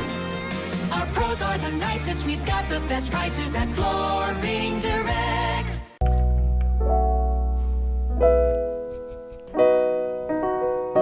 Quality Roofing, we've got drones. Boy, they do. And they're going to take those drones, fly them up top, and get a good look at that roof and inspect it. They will. I never knew that until you told me last week. The whole lead up. I was last week years old when you told me that Quality Roofing has drones. But yes, apparently the insurance companies recommend you get your roof inspected twice a year. I think that's a little ridiculous. Let's at least make it once, though. But the drone makes sense now, though. Because if you're going to be going up there, once, twice a year? Yeah. You're going to need a drone for that. QualisGC.com. They're great. They're great with listeners of our show. We've had, tons of people just come up to us and tell us how awesome the experience was with Qualis. I don't have to have anybody to tell me how awesome my experience was. They put a new roof on my house. I wasn't sure if I needed one. I knew that we haven't had a new roof in over a decade. And they went up there, inspected it, and they're like, yeah, you got a lot of hail damage here, man. So we'll take care of it. They took care of everything. They dealt with the insurance company for us. I didn't have to do all the calls on that end, and all we paid is the deductible. So Qualis Roofing, go to QualisGC.com. Do they have a number? They do. The phone number is 817-500-9008. And all of those are interesting copy points. But there's one final one. That's where he was leading you guys in it. It doesn't matter. Quality Roofing, we've got drones. Magnificent. Okay, hear me out. AT&T Stadium, halftime. Cowboys fans going wild. Music hits, boom. 200 robot unicorns take the field to sort nacho cheese packets by expiration date. You spend money on this? I just spend money on this. I cashed out $400K in equity so that I could build them all personally, outfit them with animatronics, LED lights, and I got them fluent in Spanish. Why do they speak Spanish? Why would they not speak Spanish? It's a cultural thing. It's reach. Just makes sense. So let me get this straight. You refinanced your home to take cash out to build a herd of bilingual robot unicorns to inspect cheese. Yeah, they don't inspect cheese. They celebrate expiration awareness, and I needed all of that money because I was going to hire Bad Bunny to do the voiceover. I'm hoping this makes sense now. Jake, your insurance policy is for single-family residents, right? Not for mythical livestocks that also have pyrotechnics. I did mean to update it, but I got sidetracked teaching the robot unicorns choreography. Please. Bye. Okay. Please tell me to shut this down. I tried to. I sent the quote. He gave me a thumbs up emoji, and then sent a gif of a mythical creature, unicorns. I understood that to be legal acknowledgement. No. Not in my world. Was it in blue ink? We'll fund it. We'll cover it. And if you dumb it up, well, we'll be here to fix it again.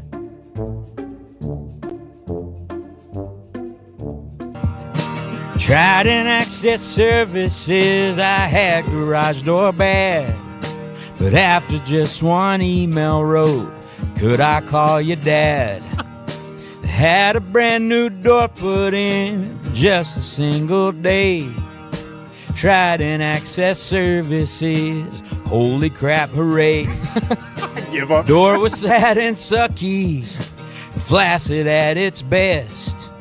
But Jeremy and the fellas said, just put your fear to rest. If you need some help like me, just call the boys today. Trident Access Services, holy crap, hooray. Yeah, the website is txtrident.com. Hit up Jeremy at 817-512-1212. And we learned through Grady that if you're a listener, you get 10% off. Our main goal at Game Day Men's Health is to have each man feel his absolute best. You're not just a number. We care about each person. We want you to come in. We want you to optimize your testosterone. We want you to live your dream. Anything? See, the rings are a lot harder than people think. He's gonna be ripped and he doesn't have to go through the contact of football. Yeah, it totally makes sense, man. It's so great that you're showing me pictures of your family. This is all I ever wanted, over the years we've worked together. Sometimes the work gets in the way, there's a little distance or a lot of distance, and now we're just here having chips, being friends, and enjoying each other's company, man. Or brothers. Yeah. It feels like we're brothers, or you're even a father figure I never had. And actually, if you're cool with it, I'd love for you to be my grandpa. Are you serious? Yeah. I love that, Okay. man. Blake's grandpa, man. This is great. Everything's perfect Feels now. right. Feels yeah. right. Anything? What is this? The opening ceremony of the Butt Buddy Olympics or something? Wait, what's he doing here? Well, my dream is to make fun of your dream, and I couldn't have imagined to be this good. Yeah, he's got a point. What? He's got a point. Whose side are you on? Grandpa Jake. Blake's grandpa. That was your dream. Now we're in his dream. Game Day Men's Health. Live your dreams. Most of them. You're familiar with Community Mechanical? That's my HVAC company. Travis was just over my house installing something. I just let him in because, he's a great dude. Yeah. You've met him? Yes. Travis awesome, Gafford? Awesome guy. Came up and fixed our AC unit, which we were told was completely totaled and needed to be replaced, and did it real quick and real cheap, and got in and out, took care of us, and got signed up for the monthly or the preventative maintenance. Preventative maintenance, yeah. So the other company said it's going to be like 5 figures to replace this. Yeah, we need a completely new unit, but there was something with the compressor that was like a $1,000 part, or maybe I'm getting it mixed up. But the expensive part, they said, was broken, completely totaled, and you might as well do a whole new system. They came over, Community Mechanical came over and said, no, that's not the case. It's the cheap part that's just barely broken, and they came and replaced it real quick. They both start with a C. I'm not very handy. He's so good at this. Yeah. Capacitor and condenser. What else do you need to hear? I'm good on AC. I live in Florida and have gone through probably 4 new units throughout my time there. Yeah. What's their phone number? 469-667-7290. You could even text them, and they'll get right back to you. Like they got back to Brandon Aubrey. who is a proud whatever of Community Mechanic. Probably customer is a customer, good, user, yeah. I Customer. couldn't get that word. Subscriber. The word customer begins with a C, all these other, I can't. Capacitor, condenser. There you go. There. Condensate.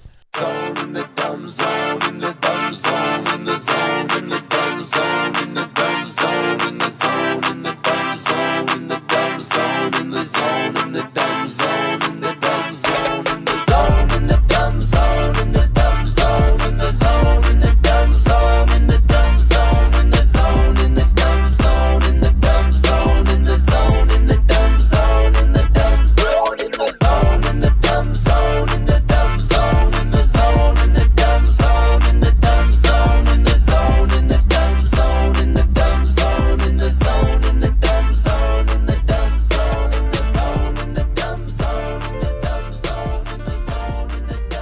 No pumping, no pumping, no pumping, no pumping, no pumping, no pumping, no pumping, no pumping, no pumping, no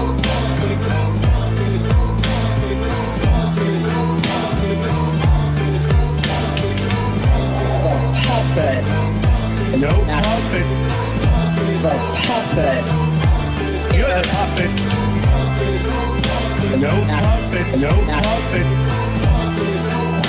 The puppet. You're the puppet. No pumping. A puppet.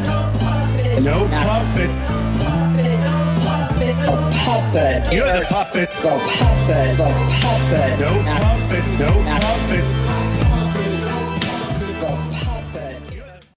The dumb zone.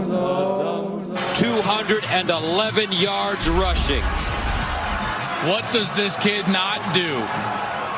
He's churning the clock out in between the tackles, and then bam, lightning on the outside, the explosiveness to go down, and then up and over the top to put that ball over the goal line for a touchdown. What a day for J.K. Dobbins. Absolute dominant performance from Dobbins and this offensive line. J.K. Dobbins' mom, Maya, became pregnant when she was 18 years old. She went to the doctor because she was thinking about aborting the baby, but changed her mind.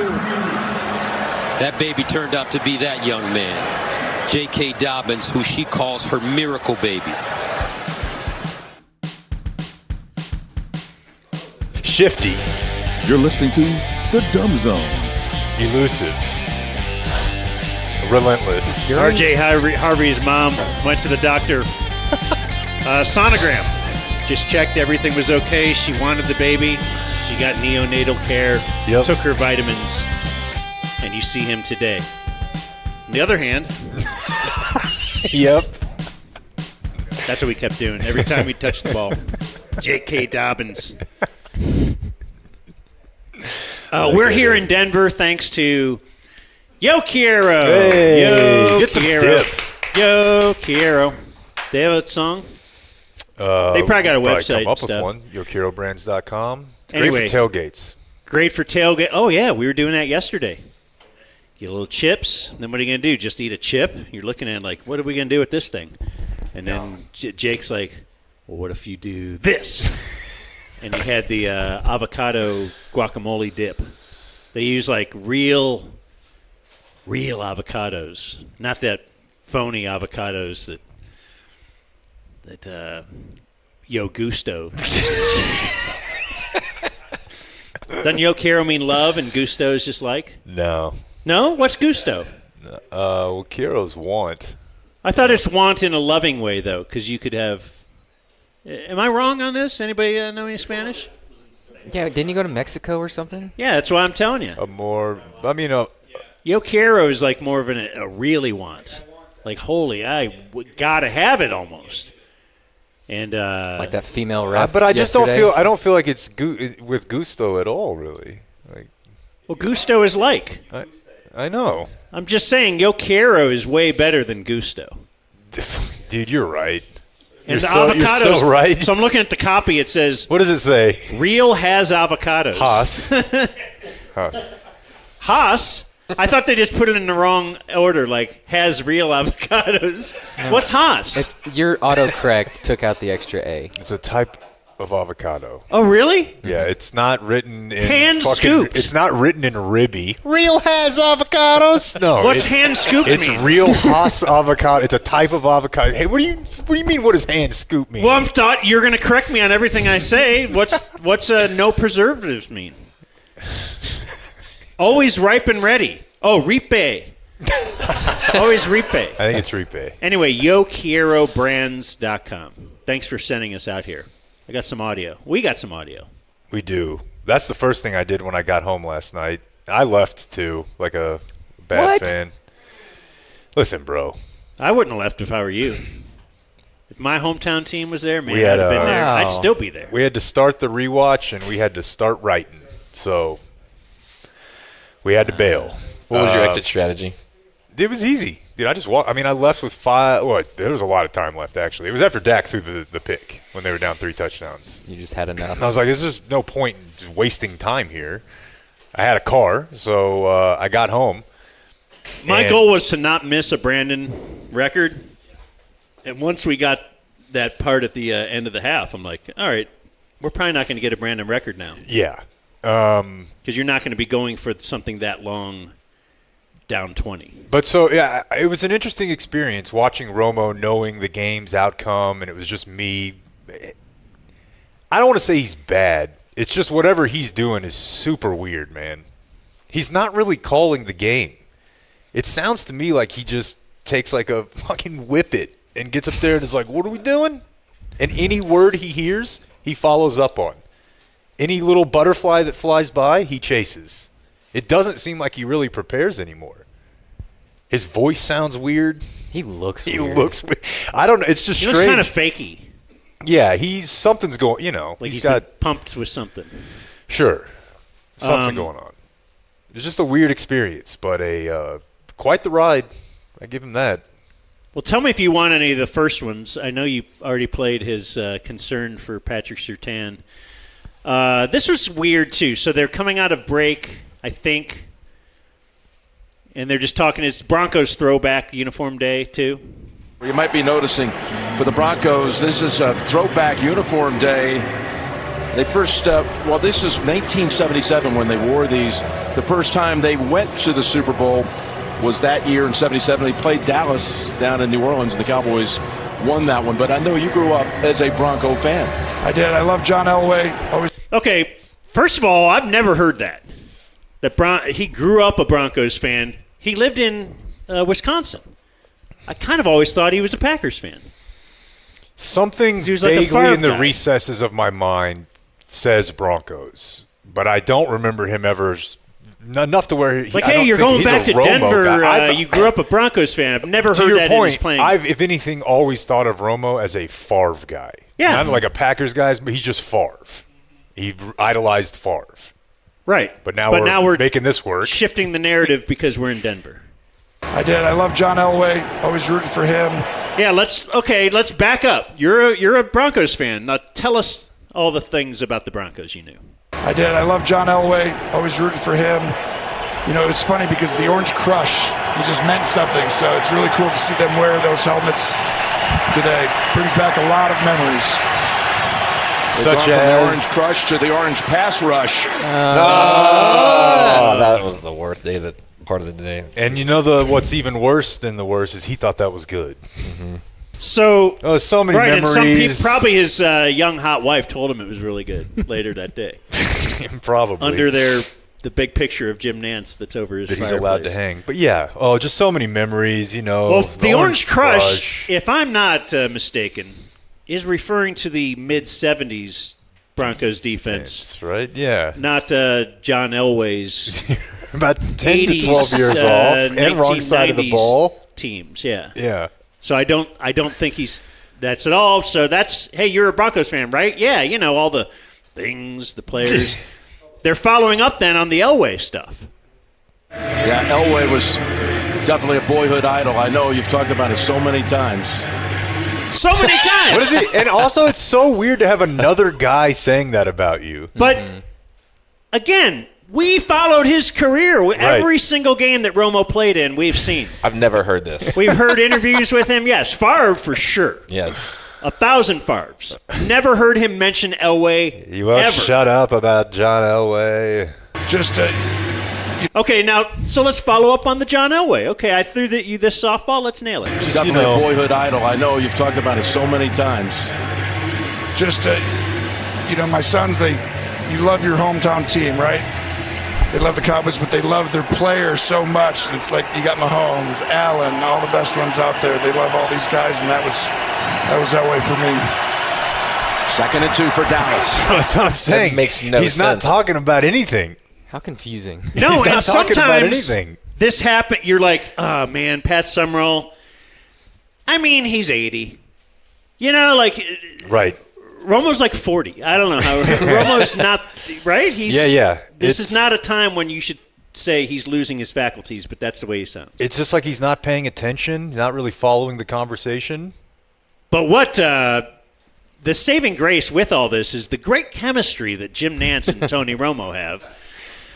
That will foster emotional and mental outdoor. Okay, so now they're coming out of break. I knew Dan would love this. They're showing like the playground. They built a new playground, and who built it? Sean Payton. Sean Payton and the, he makes millions, so he's putting a little bit towards the community. Sean Payton built, not just Sean Payton. Listen. That will foster emotional and mental outdoor recreation benefits to children of all abilities. Well done by Sean and Skylene, of course. So that's his new hot wife, right? Because we know he got a new wife because of the movie. Yeah. With Kevin James.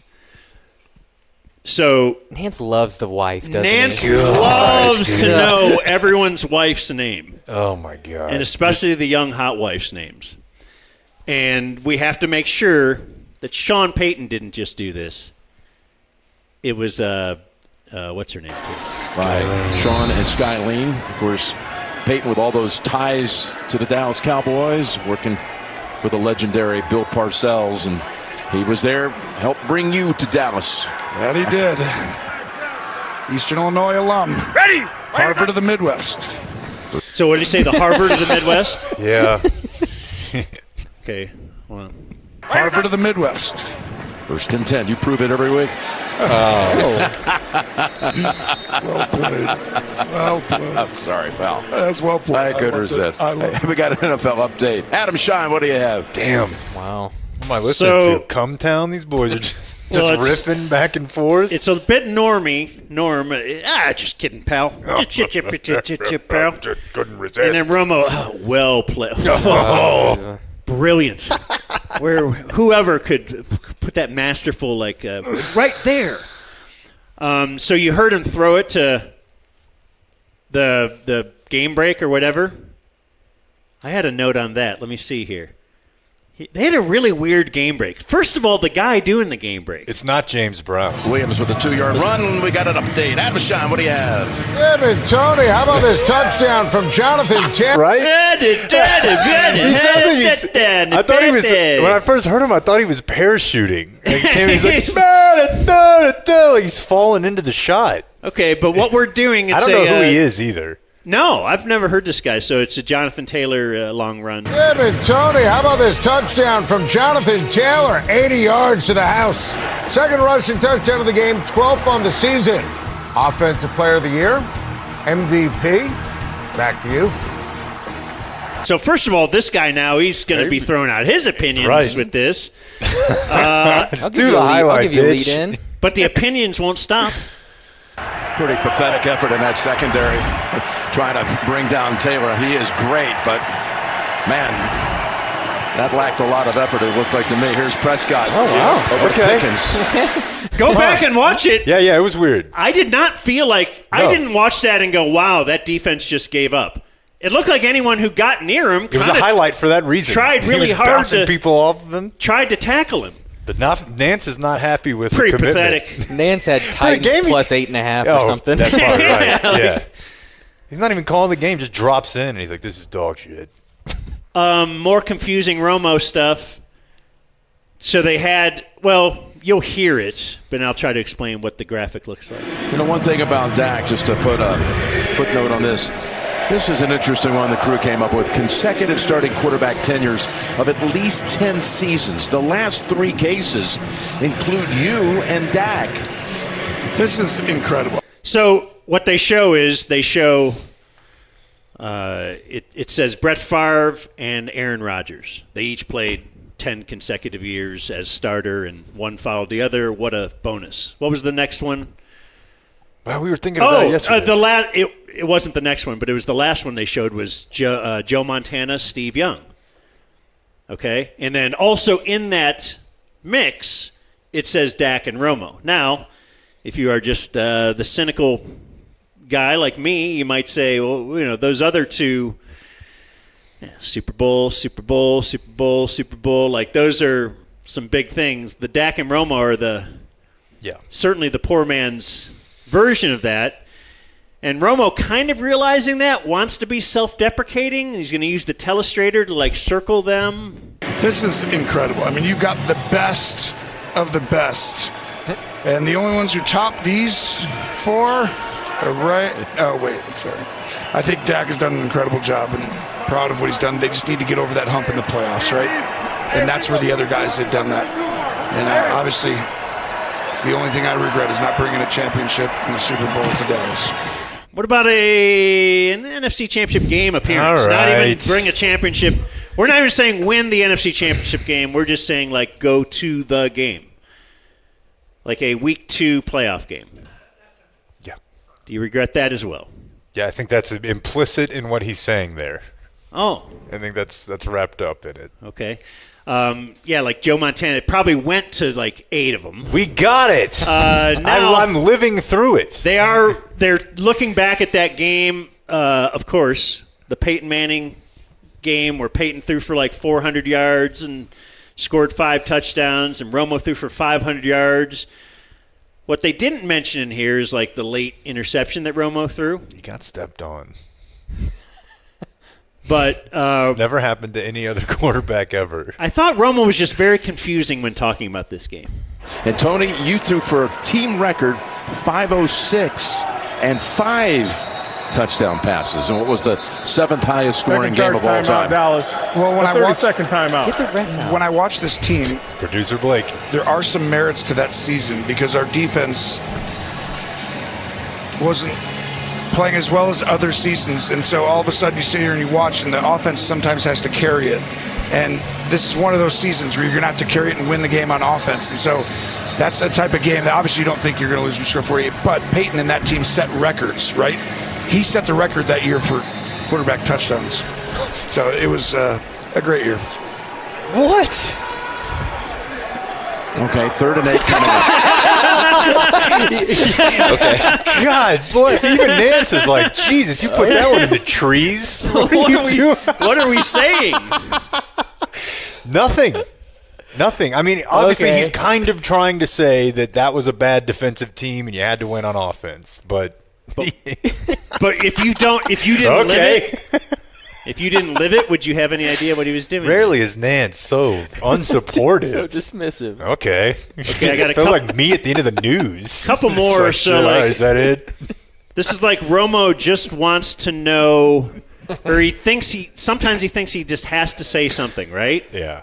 Okay, so now we're looking at the owner's box for the Broncos.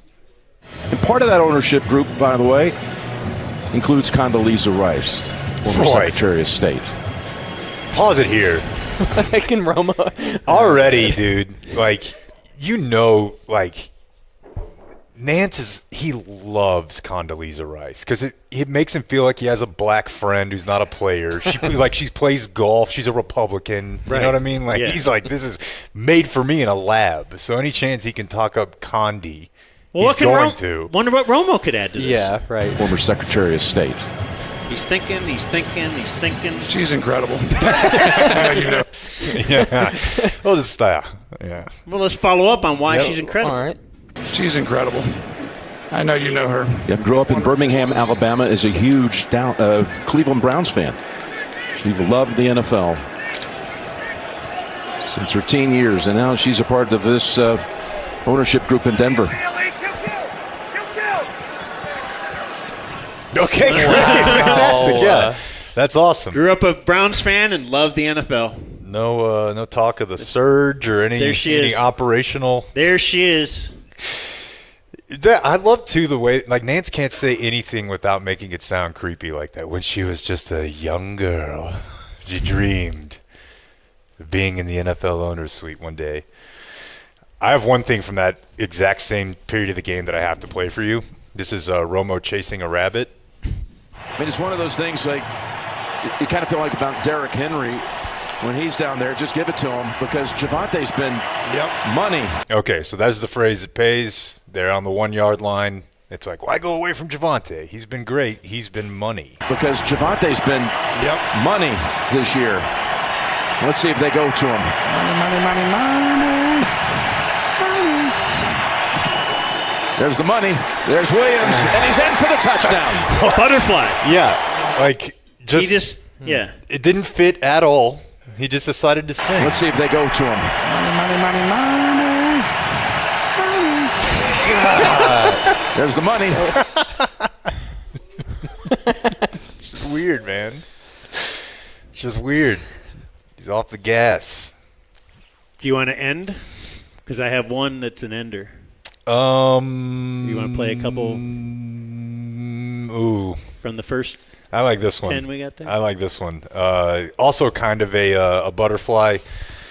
This is when the Broncos were about to score, and they blew the play dead at the 1 or the 2. Yeah. Which was, the momentum had stopped. Yep. So Nance has the call wrong. Nance exclaims touchdown because, as one of our friends in the broadcasting world told us last night, he's not watching the goddamn ball. That person will remain anonymous. So he misses the touchdown call. Romo has it, but then again, butterfly. It's a handoff up the middle. In the pile, and the push, and the push. First of all, that was weird. Yes. The way he said, he kind of went like Lindsey Graham, and the push, and the push. In the pile, and the push, and the push, and the push, and it's a touchdown. I don't think it's a touchdown. Oh, hold on. I heard the whistle. You did. Right when it was close to getting into the pushy-tushy. This crowd's not happy. What is the pushy-tushy? Yeah, the word is end zone. The end zone. As he was close to getting into the end zone. There's guys pushing each other now, and he close to the pushy-tushy. I hate when Romo deflates because he comes out, no, it wasn't a touchdown, and said it, but I think it just It's just a weird game experience, man. Like I said, I had my own experience at the game yesterday, and then I got home and listened to Romo, and I was like, this is way trippier. This is even weirder. It's amazing. I'm kind of glad they're on Fox, and we don't have to do this every week because there's so much. I'll end with this. And you one. also learn nothing. Like, if you watch a Greg Olsen game, I do feel like you learn stuff. Romo doesn't do the predicting anymore. No. Once Nance said something about running the ball, and then they ran the ball, and Romo was like, "Oh, look at this guy predicting. Yeah, looks like you could be a play caller That's in the exactly NFL." what he said, It was like, you know what? I'm just too tired to even cut that one off. Yeah. But this one I had to cut off. This is for Blake. The wonderful chemistry that Romo and Nance have. Dallas is right in that unique position to being on the cusp of a playoff team, right? We got these like 6-7 teams who look really good, but you're like right there at the doorstep. Games like this usually make the difference. Was that you trying to say 6-7? Just it's a throwaway. 6-7, do it, Jim. Do the little motion. I still don't know what it means. 2nd and 2. When you find out, let me know. I'm old. God. 6-7 aren't the numbers I need. It's 988 for the suicide hotline, because that's what listening to them try to be friendly with each other makes me think. I was watching the NFL pregame show yesterday on NFL Network and heard this. You believe when you step off the bus, we are going to win this game, and this is how we're going to win this game, and I just don't know if they have that right now. I know the answer. First 15 scripted, give Barkley 6-7 touches. 6-7, that was good, Rich. Yep, I followed that. My kids are going to love that one. Still don't know what that means. Ian Rappaport. My kids will be very impressed as well. Let's talk about A.J. Brown, star receiver for Philadelphia, who is not going to play today. So I don't know the word for this. Someone smarter than me probably does. But there's a thing, I've referenced this before. Like, I've only lived in this time, so I could have this wrong. But when I was a kid, it feels like it took a lot longer for whatever me and my friends were saying to filter up to adults. Mm-hmm. Like, and I remember when, like, 504, when Lil Wayne put out Bling Bling, it took about 3 or 4 years before my aunt was calling her jeans blinged out. There was a period of time in there. And now somehow it's like terms become popular and old really fast, but they also get to Rich Eisen and Jim Nantz really fast.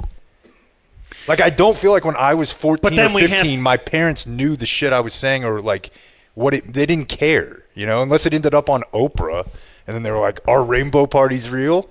But they didn't start saying it and then say, "What is that? I don't even know what that means." Maybe people will think I'm cool. It's just it's a tough look, and it's very popular in sports media. But Very it is popular. that bit about Shoddy learning. did it. What? Shoddy did it a few weeks ago. Remember? He did 6'7" a few weeks ago. He did it. Yeah, Shoddy's way hipper than than Romo and Nancy. It is the thing of. I noted something in Twitter this weekend that I don't know. I think there's a relationship here. When you see something, you're hearing about it for the first time, yet it's this huge thing. Sure. And I guess that's like 6'7" maybe. But the headline I saw was Twitch streamer Emiru accuses Mizkif of sexual assault, abuse, and blackmail on live stream. Like, this is big news. Mizkif? Blake, what do you got for us? Not one thing. Not Mizkif. And Mizkif, you could have set your watch to that guy. Emiru was going to, because that's a girl. Man, I don't know. Speaking of a girl on Twitter. I'm on a cold streak up here. Did you guys see the have you seen? Please tell me this is about Flagstaff. No. Okay. No, this is about someone named Blake Jones. Yeah. Oh, wow. Someone tweeted at us, and it was all three of us. Do you have it? The original tweet? Anyway, I can find it. Yeah, it was something about Trader Joe's. Oh, it was about like Dan learning something at Trader, something like that, right? Yeah. And another Blake Jones got It's involved. always about me. So somebody had noted, or they tagged the three of us, okay? And so how ecstatic will Bracket Dan be when he finds out Trader Joe's and Aldi's are German-owned companies? Ha, ha, ha, right? So tagged Dan, Jake, Blake. Then this Blake Jones says, I was definitely not meant to be tagged in this, but I'm very excited to see how ecstatic Bracket Dan is. And so it's a Blake Jones. Mm-hmm. And I was thinking Blake Jones is a dude. But Blake Jones, at X_Blake Jones _X, is a lady who seems to be out there just... God, that part's definitely a lady. She's yeah. Someone who had pinned, what if I planned a horny road trip? I hit every one of the 50 states. Who wants in? Comment or DM me in your state. We'll get it off the ground. Yeah. Hashtag road trip, hashtag 50 states, hashtag horny, hashtag come and go, CUM, hashtag adult content, hashtag boy girl, hashtag girl. This is enough. So anyway, yeah, and apparently Blake Jones, the lady, is a streamer, so she's on there gaming and such, and she likes to show her pubic hair. She likes to talk about cock. Okay. Pictures of hairy dudes with big wieners. There's a guy right there. Yep. You like to see a little of that? Oh my, that's yeah. Oh look, she's kind of going pretty hardcore there. Look, she's. Dan not, is now just watching she's porn not a during racist. the show. This is Blake Jones. I know. No, she does not appear to be. She's not a racist. Not based on that shot. She seems to really like that black guy. She's loving him. She's very hungry as well. It looks like she's like to. No, I thought you guys were gonna. Yeah, go ahead. Go ahead. Well, didn't we go to? We have a sandwich shop in Flagstaff, right? Yeah. And there was it was kind of tattoo-y type. Dan fell in love. Yes. Well, a guy who's like a prominent pastor in Arizona went and visited that sandwich shop. He didn't name it by name, but he was like, I went to this sandwich shop, well-known in Flagstaff, and he was like bitching about how hot and tattooed the lady was. All right. And she posted. It was like, my boss bought me this outfit. Like, Okay. I can't say it was for sure the girl you were in love with, but it was pretty close. Just think if I would have taken her away from all that day, she wouldn't have been. I know. Now, what were you thinking of? It was all reminding me of leasing a vehicle. Absolutely. Which can be a Absolutely, much better choice than buying a vehicle. Or renting. I did that yesterday. They only let you keep the car for a day. Well, and that was a shock to me. That sounds unfair. Totally. What if you could lease fairly at fairlease.org? You can shop from the comfort of your own home or couch or wherever you are. Fairlease.org. Our guy Travis over at Community Mechanical actually went to Fairlease. He had a couple of vehicles that they were leasing out for their business, their fleet, and Fairlease bought them out of that lease. And they now have a much better deal through Fairlease. So if you let's say use D&M, that's who they were using at Community. They went to Fairlease, said, what can you do for me? They beat the deal that they had at D&M Leasing. So we invite you to go to fairlease.org, do the whole drop-down menu there when they say, how did you hear about us? And mention the Dumb Zone. That's us. That's what I had to tell the lady dressed as a ref yesterday. She's like, where can I hear this? Because I told her, we do a show. I'm like, it's called the Dumb Zone. And what's going on? What's How you up? doing? You gonna be here all Fairlease.org. game? Trying to lease a car? Oh, I was just thinking about the girl. Fairlease.org. I forgot. We were doing like a spot. Yeah, but I saw her right when she was walking out of the bathroom, too, so she was hot to trot. Fairlease.org for all your at fairlease.org. leasing needs. A lady who is running for school board out there in Granbury. Her name is Monica Brown. And there was an article a couple years ago. She's like chief, let's get rid of the books in the library. Let's 10 Commandment it. No gay stuff in my school. Her son is gay and estranged. And he gave an interview a couple years ago when she was first making noise. He told a story in 2015 when he was 20 and still living with his parents. This is like a hyper-religious family. He returned home late one evening after seeing Avengers, a PG-13 movie that his mom disapproved of. When he walked into the kitchen, he found 2 pans of brownies waiting for him, along with a stack of articles printed off the internet about the corrosive influence of Marvel comics and films. One pan of brownies was normal. The other had a label that warned it had been baked with a small amount of dog poop mixed in. Poo anyone? Just a little? Monica wrote later when she posted an image of the brownies on Facebook. How much yuck is too much? Did Romo write this? What does this mean? I believe it is a thing of if you've got like pure things, which is the church, evangelical culture, and then you've got a mostly pure thing, but it's like Emmett. You got a little poop. You wouldn't eat that, would you? Just a little bit is enough to ruin your body. This is her message here. Is there a message that the gay here in our house is ruining our house? Well, this was when he was still there, but yes. Yeah. So this lady is running for school board out there, and she's apparently kind of known as the brownie lady because of her dog shit brownies. I have a question. Yeah. Do you really think she actually put dog shit in that? For a lady like this, I honestly think it's a decent chance. It's a lot of effort. She's got quite the history of posting that I think might line up with putting dog poop in a batch of brownies. Buc-ee's in the news big time. Is it about me going there and loving it? There is a story in the Washington Post yesterday, a long article about a town here in Colorado. They said the guys here said it's about 45 minutes away, called Palmer Lake. Mm-hmm. And Palmer Lake like many before it, but in Texas, your resistance is futile. Palmer Lake is saying no thanks to the new Buc-ee's, or they're trying real hard to keep it from happening.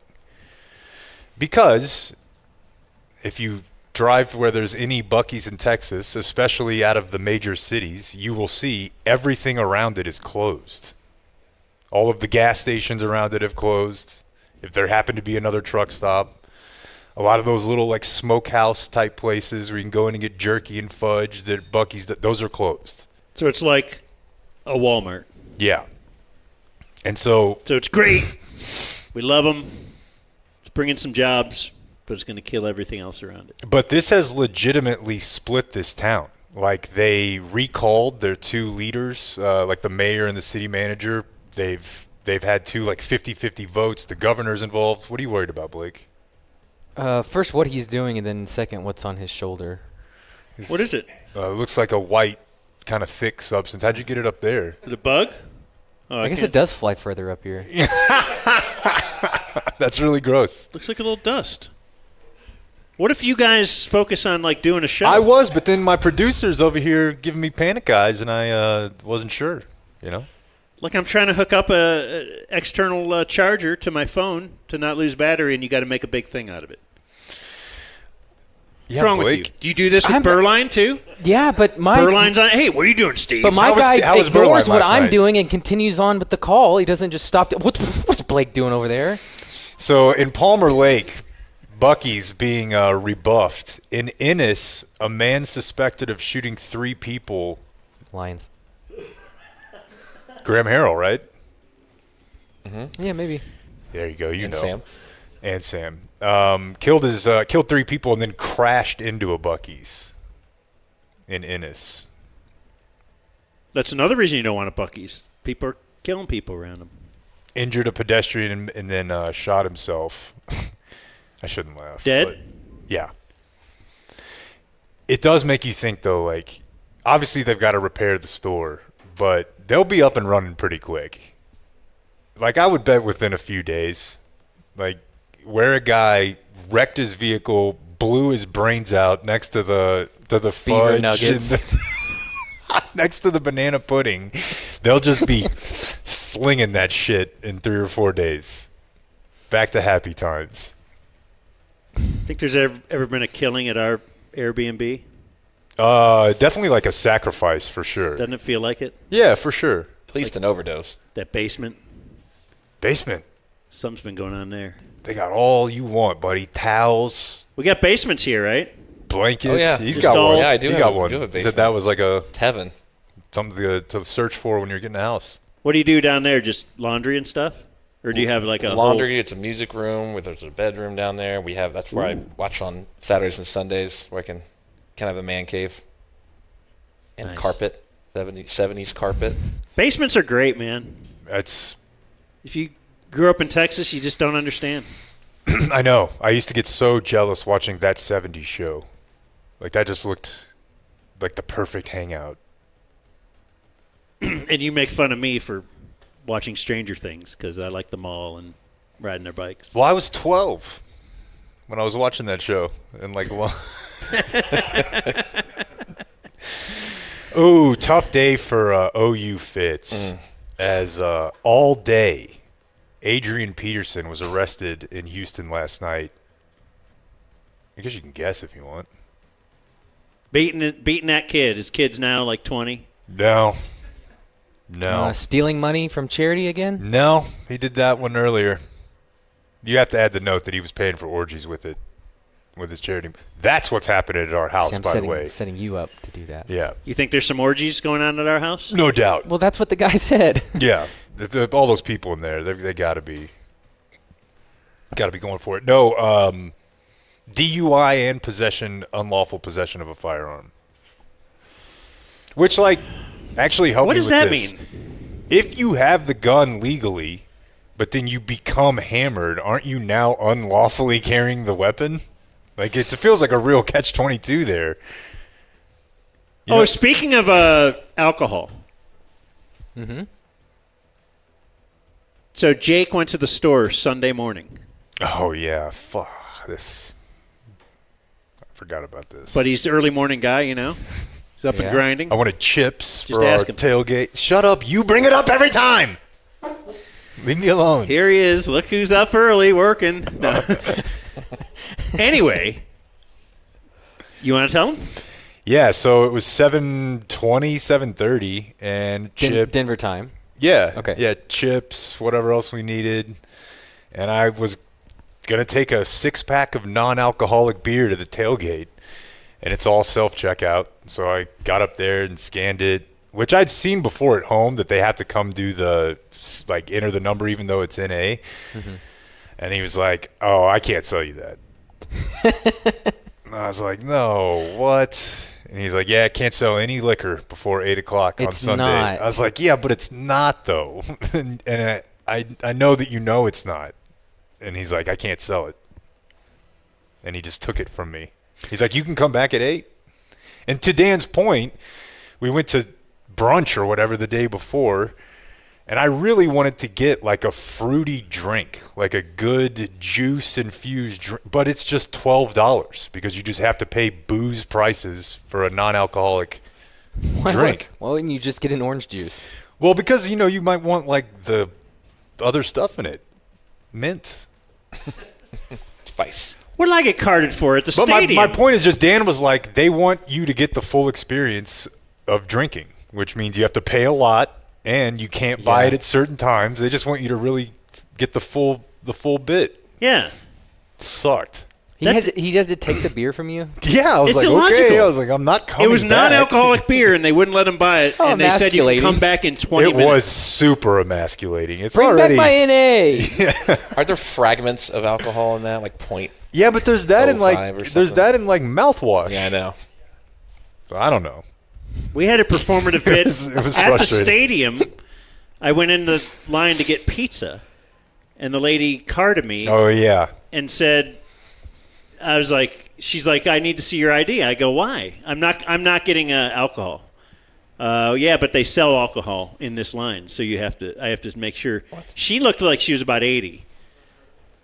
So she could, as you get older, you confuse people that are younger than you and think they're younger, maybe. No. So are they thinking that a 50-year-old is 18 here? What are we Dude, thinking? you just got to be chill with anybody asking for an ID these days because they don't want to do it. There's cameras all in that stadium. So there's dude. some performative a-hole boss she has that sends an old guy to just see if they can walk in this line? Dude, and I bet also legit those cameras because there was a guy who was there was a guy doing beer up in the 500s, and this is a very niche reference, but he really reminded me of the pizza delivery guy from Home Alone.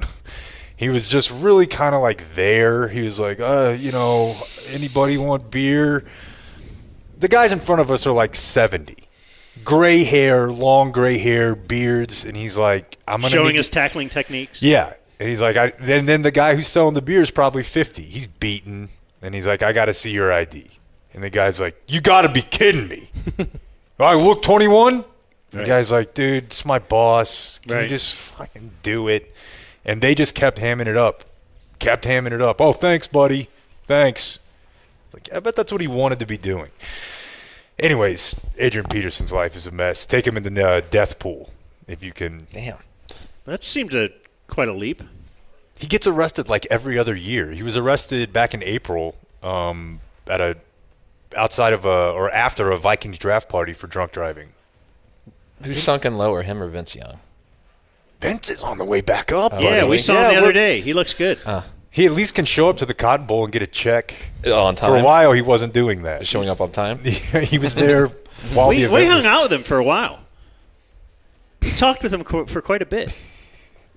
What are you doing? It was like 10 seconds. But he said, hey, good to see you. I think he really meant it when he saw me. Yeah. Blake,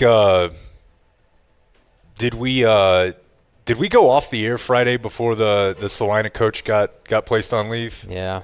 So we had the update that like parents were rallying, that there was more reports that the Salina head coach and AD, which Salina is a powerhouse program at DFW, he had parked his son, I guess, to get his coaching career going on a junior high team, and his son parked cameras in the locker room. And so Oh, yeah, I did see an update on this. Yeah, it was Friday. Take out the trash. Friday afternoon, they announced that he and the principal at the school where the kid was they're going to be on leave. Because you didn't tell us with Friday pay. that he would make the kids do naked jumping jacks or something, right? Isn't that in there? I didn't see that. I just saw that he was filming it. Well, then I might. No, hopefully I'm not wrong on that. You're probably right. What would I'm wildly speculating. I'm not a journalist. Naked jumping jacks. Like, yeah, how something like that. I feel like that there's a chance that's kind of funny and not pedo. Would you do some of that for us for a bit? I don't want to. What's his plan? What's the payoff? For more, get some more listeners. Not get more listeners. Do you want to help the show? And 2 band directors along the same front from Cedar Hill placed on administrative leave for seemingly the same sort of deal. Relationship with students. Yeah, they made them play naked drum line. I love remember a nice drum line. Do you? Don't you? Yeah, they had a cool band out there yesterday before the game. Cowboys don't do that. No, but I typically don't think of the band like you think of the coach, right? At least in my high school, the coach, the male coach he was nailing the hottest girl in our grade. Mm-hmm. But she was like freak athlete, and he had like a Z71. But the band director, I don't know. I guess they do travel together a lot. I just wouldn't have thought about creepy sex stuff from the band department. Perhaps it's changed over the years. Let's hope it has. But I just remember being in college, the band chicks were DT anything. Okay. That's like I dated a band chick. It was great. I mean, she had appreciation for art, she for seemed, music. You know, she was cultured. I heard who's the tall Penn and Teller guy too. Whichever one's the tall guy that talks. Like he was a nerd in high school, and he was like in band, and he's like, all the band nerds are just nailing each other. Like he had more sex than any of his jock buddies. That's excellent. Like I said, that's probably changed. That's excellent. With my kids in band. And HEB is donating a lot of money, $6 million to food banks and Meals on Wheels because I think the government just stopped working. So nobody can get there. But see, this is the thing. I don't actually know if HEB is a good company. I know that they always do the right thing for a good headline. Yes. And that's basically all you need to do. At least stay on the positives. COVID hits, they're covering their employees. They're also Snap the runs central out. market people, right? Yeah. Yeah, good fish, good produce. They do this? I was kind of more. I mean, I'm just saying, you could also add this in, some performative stuff. Yeah, they seem to always. But performative, and it's actually helping somebody. It's very performative. Hey, your family died. Have some tortillas. Okay, I think it's not what we need right now. HEB. It's not. What kind of tortillas? That. They do have good tortillas. They are excellent. Buttery. They have a lot of leftover because they're not selling them anymore in Lubbock. That's right. Ooh, there's your news. Oklahoma State guy loved that. He woke up. His eyes have been closed for 15 The Dumb Zone News. The Oklahoma State really showed up the other day. And subscribe. Are you giving me the finger? I thought you gave me the finger. Like, why was he be mad at me? I voted. I voted on them winning, and they didn't win. They're just cover, right? It doesn't matter. Let's move forward. Right. You're right. Who does that remind you of? That reminds me of great call, Blake. Of Early Bird CBD, because you're out here in Denver and you're like, oh, okay. Early Bird CBD has 2.5 milligrams of THC in it. Well, that's cute. I live in Denver. What if you live in Texas? Well, you might enjoy the fact that you can order some THC in the mail at earlybirdcbd.com. You will also get 20% off, even if you've used our promo code before. The promo code is DumbZone20. That's 20% off, and who knows what's happening with these laws, these rules and regs. No one. Down in Austin. What's up with the politicians? Down Austin way. The only thing that you can do is be certain that you get your Early Bird CBD from earlybirdcbd.com. DumbZone20 is 20% off. Don't take this if you have to take a drug test, Fitz. But it seems as if you've sort of engineered your life not to. So earlybirdcbd.com, DumbZone20. All right. I think I have at least one viewer mail birthday, so we'll hit that first. Where am I? Do people still drug test these days? It's still a thing. Do they? I took a drug test to get a job at the Ticket. So did I. Well, no, you know what? I didn't. I quit for like 8 months, and then I was like, when's the test? When's the test? They're like, what test? Yeah. I'm like, well, what are we? I did all that. All of that.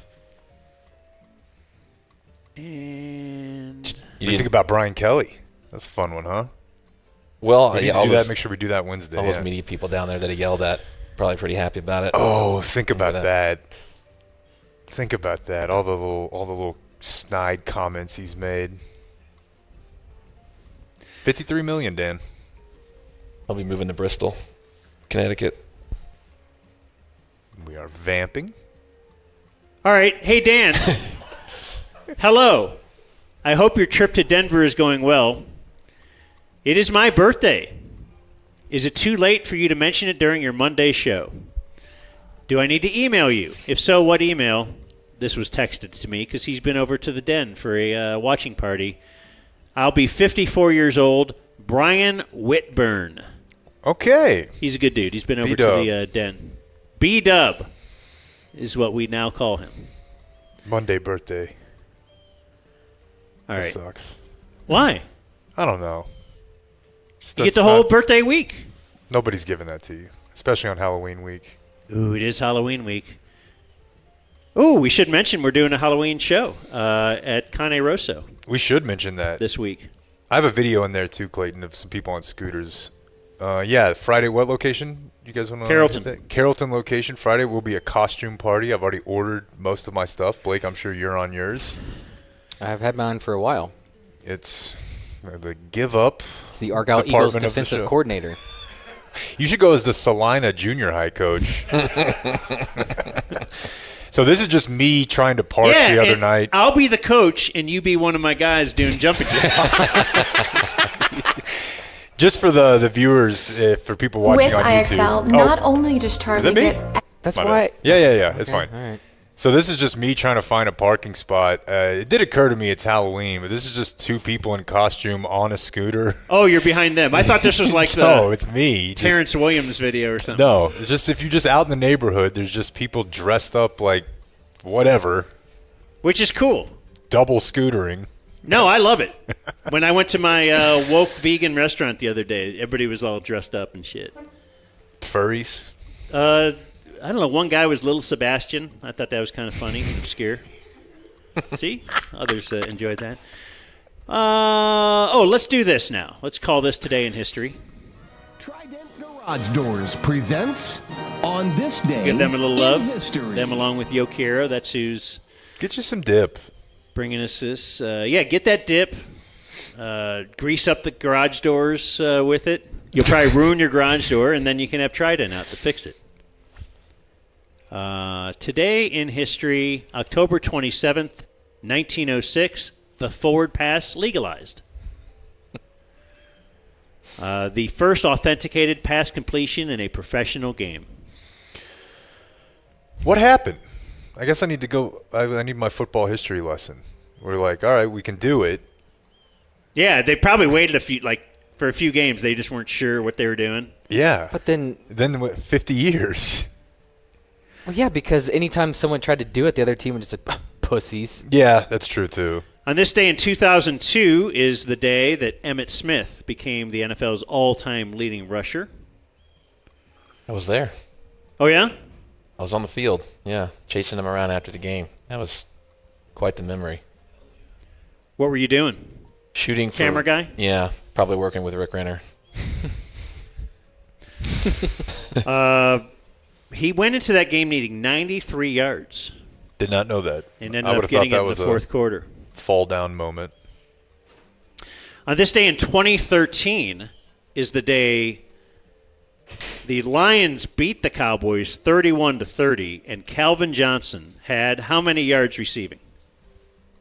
330? 329. Yeah. Very good. Wasn't that one, too, where they had a nice lead at halftime, but then kind of I confused the chucking two. it around, or is that a different I confused the Bobby Carpenter game and the Matt Stafford, Jakar Hamilton game. That one was in Dallas. This was Detroit? Yes. Then this is Bobby. Or no, it doesn't matter. But they had two really bad Lions losses, and I'm pretty sure Calvin went off in both. And do you want another why Hillary lost? I love these. Maybe this isn't it, but tell me if this is in there. In 2021, on this day, the State Department said the United States has issued its first passport with an X gender designation for a person who does not identify as male or female. You know, it was a confusing time. I don't know that specifically is it, but there was that person who worked for the Biden administration. She was like the first trans member of the, I don't know if she's a cabinet member. He stole like a ton of money to buy clothes, like high-end fashion. Not great to be the first. And then today is October 27th, this day in Dumb Zone history. We have a lot. So let's go back to 2020. I remember a few days ago, you guys did the COVID press conference. Mm-hmm. And so for the next few weeks, it was just how COVID is making you feel. And for some reason, it made Jake get in the shower with his socks on. You just would lose your mind. There was a lot of feet stuff too. Yeah. And then for some reason, Dan noted you were talking to your serious doctor. Like, did you have a funny doctor at the time? Me? Dan. Dan. I don't recall, but if I was probably talking about Dr. Shorn. He's my serious guy. Yeah, so that you're a serious guy, and at the time you were very concerned about COVID. It hit you hard, and you were not. This was not funny to you, but he was joking about how 5G was spreading COVID. And oh yeah, you're like, you are my serious doctor. Right. Doctor doing bits. On this day, in 2020, the ADT employee set up cameras in different women's homes, and we had him doing a peeping Tom red zone. Yeah, all right, we're gonna go over to White Settlement now. Looks like Julie had some great lines in there too. We go over to Lakewood. She's had 3 cocktails. We're gonna hop in over here. Oh, that's great. Yeah, that guy was a mastermind. Yeah. Go quad box now, as it is Christmas Eve. Even our unlikeliest sex havers are having sex. And then it was this day in 2020. Obviously, the frustration for him as well is just, look, when he misses them, nobody. Whoops, excuse me. I got something in my eye. Just had some Tabasco on my finger and the end of my eye. That wasn't good. Hell yeah. Who's that? Mike Nolan. Terrible. Jeez. I'm sorry. Hang on, guys. We'll be right back. Give me 1 second. Dude, Rich Dalrymple's last year. They had to pause the press conference because as their defense was giving up 43 a game, Mike Nolan's getting hot sauce in his eyeballs. That was great. Dez also signed the Ravens practice squad on this day in 2020. 2021, I think we had the first, I think this is when we started terming it the Ghost Tour laugh because, Jake, you went to Fenway Park. Yep. And you rolled on the tour. And the tour guide was destroying. And everyone just having a great time. Yeah, there's talk of going to the Ghost, on the bus tour today. There's talk. It's him. Yeah. It's me. Yeah. He told me this morning he might do it. I just want that. Oh, man. I want 2 hours of that. I guess let's skip ahead. Oh, on this day in 2021, Jake drank Norm's backwash for $10. Backwash, that's nothing. Yeah. In 2022, Jake weighed 202 pounds on this day. What are you at now? I got higher than that too. I'm light, man. I can't. I'm at like 175, 174. Damn. Is 202 your biggest? 173? No. I got to like 208. Fucking big tub, boy. How did you weighed yourself in 2022? That's weird. It's probably because I had just gotten over 200 or something. Oh. And I was at the den. I used to weigh myself at the den. Yeah. Yeah. We did this for a while. Dan's. Oh, because I had lost a bunch of weight. So I think at that point I might have weighed less than Jake. Yeah. And I remember you having a scale in the den because at your lowest weight you took a picture and in the reflection was your ball sack. Yeah. And you tweeted it. You did. You did. Was I naked? Yes. Really? Yes. I don't remember. Dan, also, Did you get hard? I did this morning when I was looking for you, but I didn't realize that you wear your AirPods when you're on the toilet. Well, I was in there cutting audio. I know, but or listening to Shoddy or something. I was like, Dan, and I didn't hear anything, so I walked in there and I just saw a leg. I just saw the leg at the bathroom door. The AirPod, and I was like, all right, I'll be back later. And then finally, it was this day in 2022 when we were saying Dan's punishment for Picks with Friends would be he had to get a monkey. And it was just full-on chaos after that. That is one of the great Blake Jones producer moves of all time, was getting that monkey up to the station on White Elephant Day for Jubb. That was great. You need to get a monkey, he'll get you a monkey. And I believe that monkey then died. Yeah, very soon after. Monkeys die. That's the time, too, I think, that I recorded my wife. I was telling her about the monkey. Like, as it was serious. Our show could have been so much better if this had not happened. And she went nuts. Like, she didn't want a monkey because she thought I was serious and stuff. And so then we played it on the air, and I said when we played it on the air, I go, look, my wife doesn't know I'm secretly recording her. And if she did, she'd be very upset. So just let's not mention any of this, folks, please. See this fun we just had, all the laughs we just had? Mm-hmm. We want that to continue? It's like, let's say one of the bros who listens to us out here in Colorado happens to see me and I'm getting close to a lady. You're going to go, bros, right? We're bros. If a female listener is getting whatever she needs, I'll cover for her, too. It was just weird. She was in a full referee uniform. Anyway, yeah. Look, honey. Somebody, then she comes home going, so-and-so at work said that they heard you playing audio of me getting upset about a monkey. When you were recording me behind my back? And then it was this big thing about the trust and marriage and all this. And I'm like, all right, well. Skip. I was just going for funny. It's also the last time we heard that sort said, of audio on the show. Right. She said, you have to promise me right now okay. that you won't record me without me knowing and stuff. And I'm like, but if I record you and you know, then you're not going to, it won't be funny. Mm-hmm. And she said, you have to promise me. And so I did. And here's that audio. Here's me promising. Is that it? Yeah. That was a doozy. There's a lot. All right, other birthdays today. We have Rick Carlisle, 66. He rules. Ryan Flournoy is 26. Remember when he had that one good game? I knew that. That was his breakout. Here he comes, The folks. force. I knew that yesterday because I saw Ted Emmerich's notes for the game, and he had that on one of his notes. Oh, yeah. Now, did he bring that up during the game? No, because he's a good broadcaster. That's what I was going to say. Understood.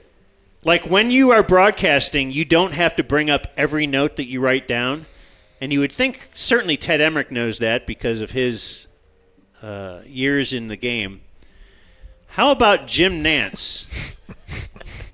Like, they're going to break, and I feel like he's just forcing notes. Is this a forced note? Let's see.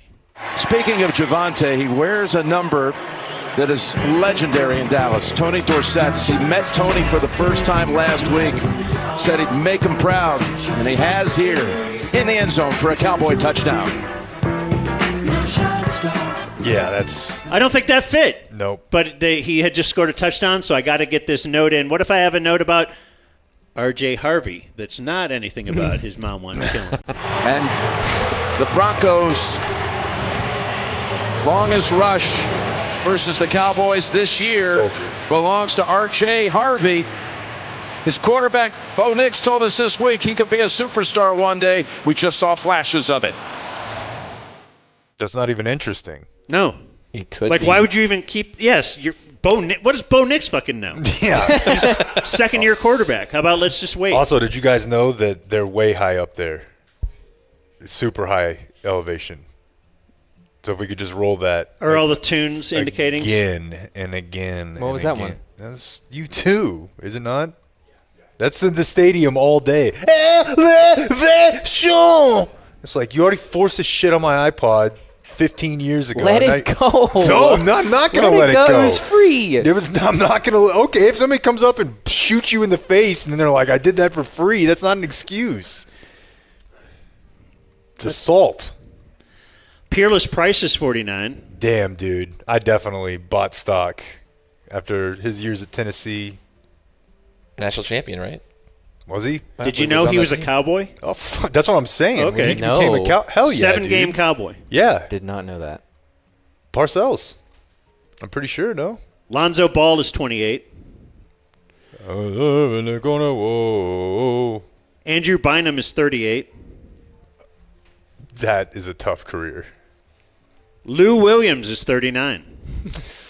Left the bubble to go to, he said, a funeral, but the funeral was at Magic City Strip Club during COVID. To eat? To eat lemon pepper wings, lemon pepper Lou. Brady Quinn is 41. So, yes, he was drafted. So the Cowboys one year traded their first-round pick for a second and next year's first to the Browns. Because the Browns got horny. They want this year's 2007 maybe? They wanted the Cowboys' first-round pick because the Browns always looking for quarterbacks, so they draft Brady Quinn with the 22nd overall pick. And because they're the Browns, that's certainly going to be a great pick next year, right? Romeo Crennel, that's a good trade for the Cowboys. That's a win for Jerry. Except, like, it was the only time they actually had kind of a good record.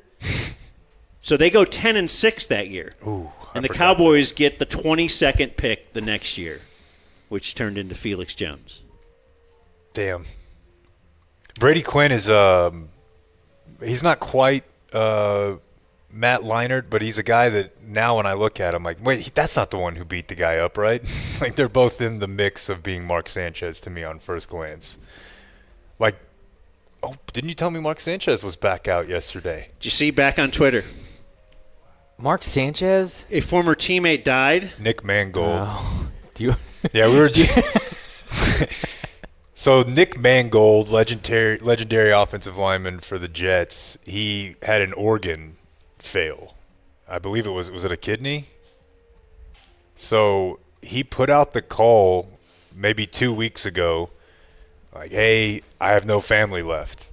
You know, I need a match. Jets Nation, if there's anything you can do for me, I'm literally dying. And then he died because there aren't that many Jets fans. Truth be told, if he were a Cowboy fan, he would be alive today. There's about 7 or 8 NFL franchises that could have got that done for you, and the Jets are not one of them. It's a tough thing to realize there's not all that many fans of your Yeah, Mark Sanchez jumped on Twitter to show his condolences. How are the replies?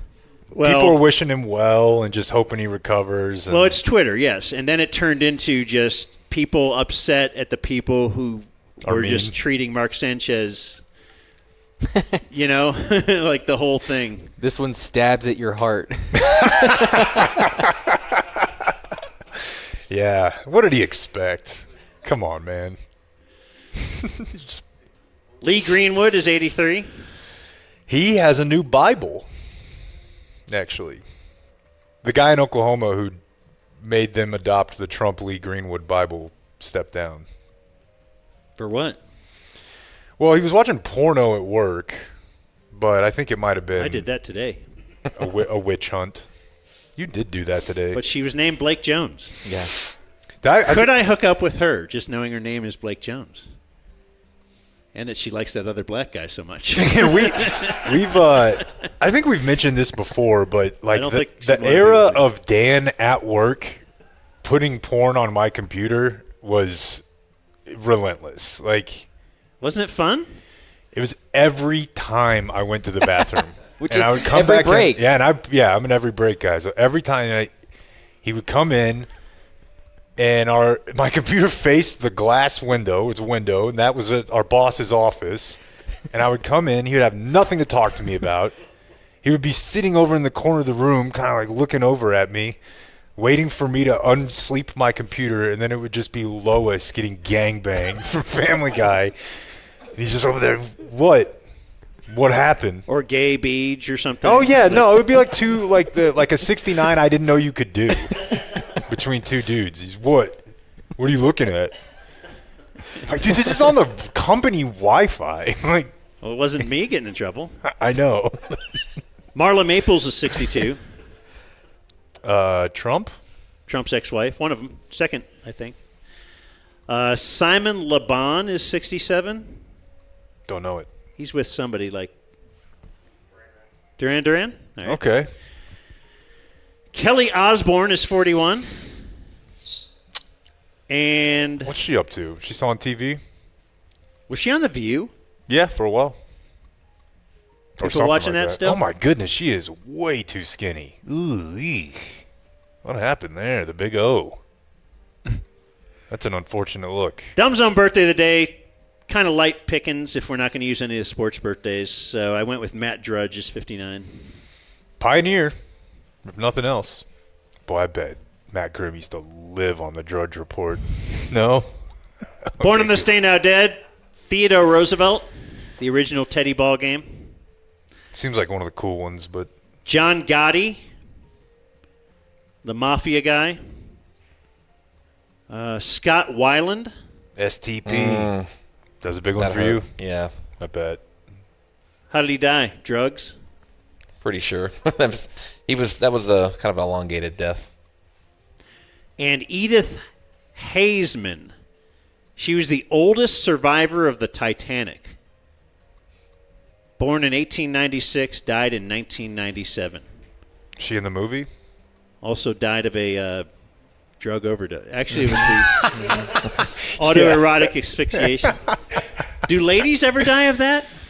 Boy, you don't really hear about it, choking yourself out while you're... You don't hear about it as much. Happen. I don't know. You don't. I want to be able to tell my daughters, you too. I mean, I guess, like I said, like we just referenced, there are like gangbangs, but in general, you don't hear of women just trying to hurt themselves to up the ante like dudes do. Like, what if I wrap this around it and tie this to a door? And I don't know. It seems like it's our curse. Dead on this day, still dead. We have Joe Necro. Of the leagues. Of the leagues. And we have a Kemp spin that says, well, I don't know if this is a Kemp spin. Hit me. 2018, Vichal Srivadhanaprabha. Is it V? The owner of Leicester City. Oh. Maybe that's not a Kemp spin. No, that's a horrible story, right? You had a... He was like, he had a helicopter. He was taking off or maybe landing at some big team event, and it just crashed and he died, right? Yeah. Maybe it was like they showed a video of it leaving the one side of the stadium, but then it crashed on the other, and you just saw like the explosion. Yeah. So that could have been faking death because you never really saw. You just saw the explosion. I hope Jerry doesn't die in a helicopter. It's really anticlimactic. You want him to be falling out of it? No, I want to know when he's falling out of a going. helicopter. Would that be funny? It would be funny. What if they had him do the skydive? Yeah, he comes right on the star, looking like the Nuggets mascot, where he just goes limp halfway down. He's on a helicopter a lot, folks. And that's what happened on this day in history. It's true. Thanks to Quiero. Thanks to Quiero. Thanks to Trident for having us out here. Thanks to Frankel and Frankel. They could bring us closing remarks. 214 or 817, then you bow all threes. We've mentioned them already today a little bit, but if you get in an accident, If you're in a helicopter with Vivesh Karmapati. You get drilled by a Blake drive, form tackled by an 80-year-old Broncos fan. Any sort of personal injury. 214-817-333-33. They'll sue the pants off of that guy. You want to hear what it sounds like when they're just having fun scoring points? We've almost scored half as much as we did last game. All right, so now it's 14-0, right? Okay. Or 14-3. That's an important 3. Last week, they scored all their points in the fourth quarter, right? We've almost scored half as much as we did last game.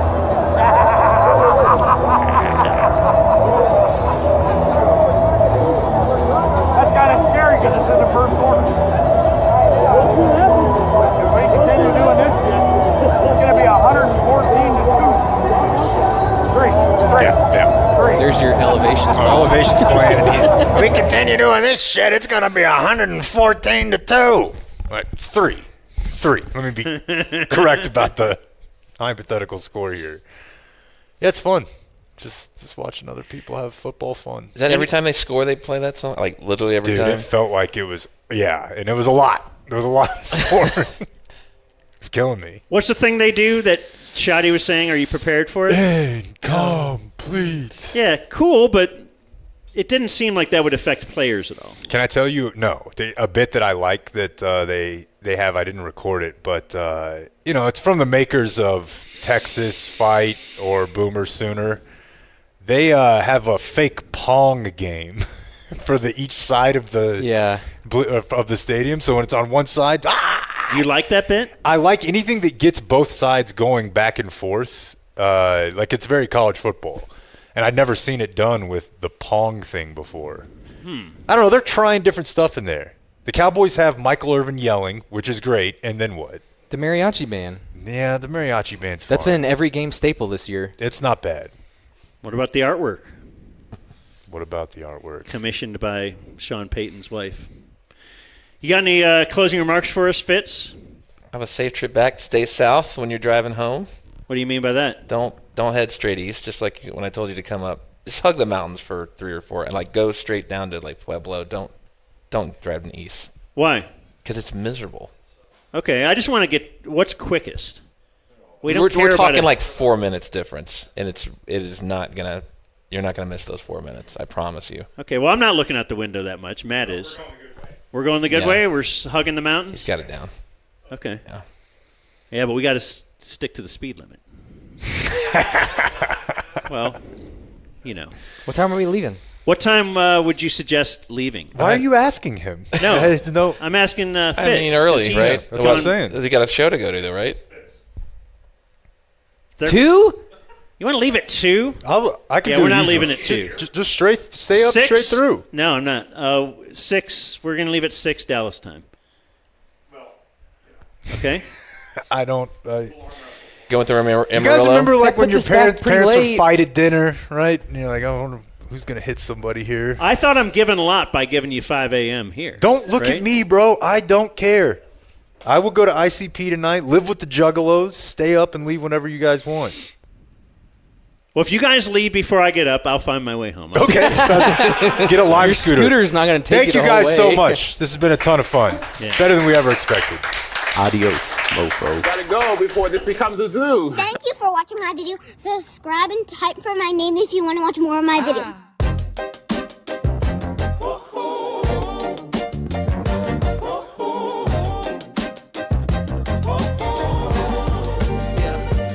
South Lake Sunrise, caffeine, nicotine in the plan.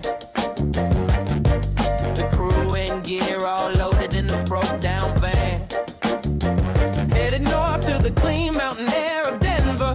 We are gonna wanna stay there forever. The DZ crew is at it again, and this time we actually have a plan. This time we are driving, no one here is flying. Gonna get up early and stay up late. Whatever happens, we will accept our fate. We are not gonna be a dumbass. Let's stop and do mass and get some Cheetos, Doritos, and house up burritos. We pull up to the diving bar, neon signs and a beat up car. Jake says to the subbies, hey, come on in here, hang with us and I'll buy you a beer. Is he the real deal, Dak Prescott? Or is he no better than Rowdy the mascot? Is Brandon gonna give us a 69? That would just be divine. But we really want a 7-day. Ooh, ooh, good God that we haven't laid. Ooh, ooh, really want a 7-day.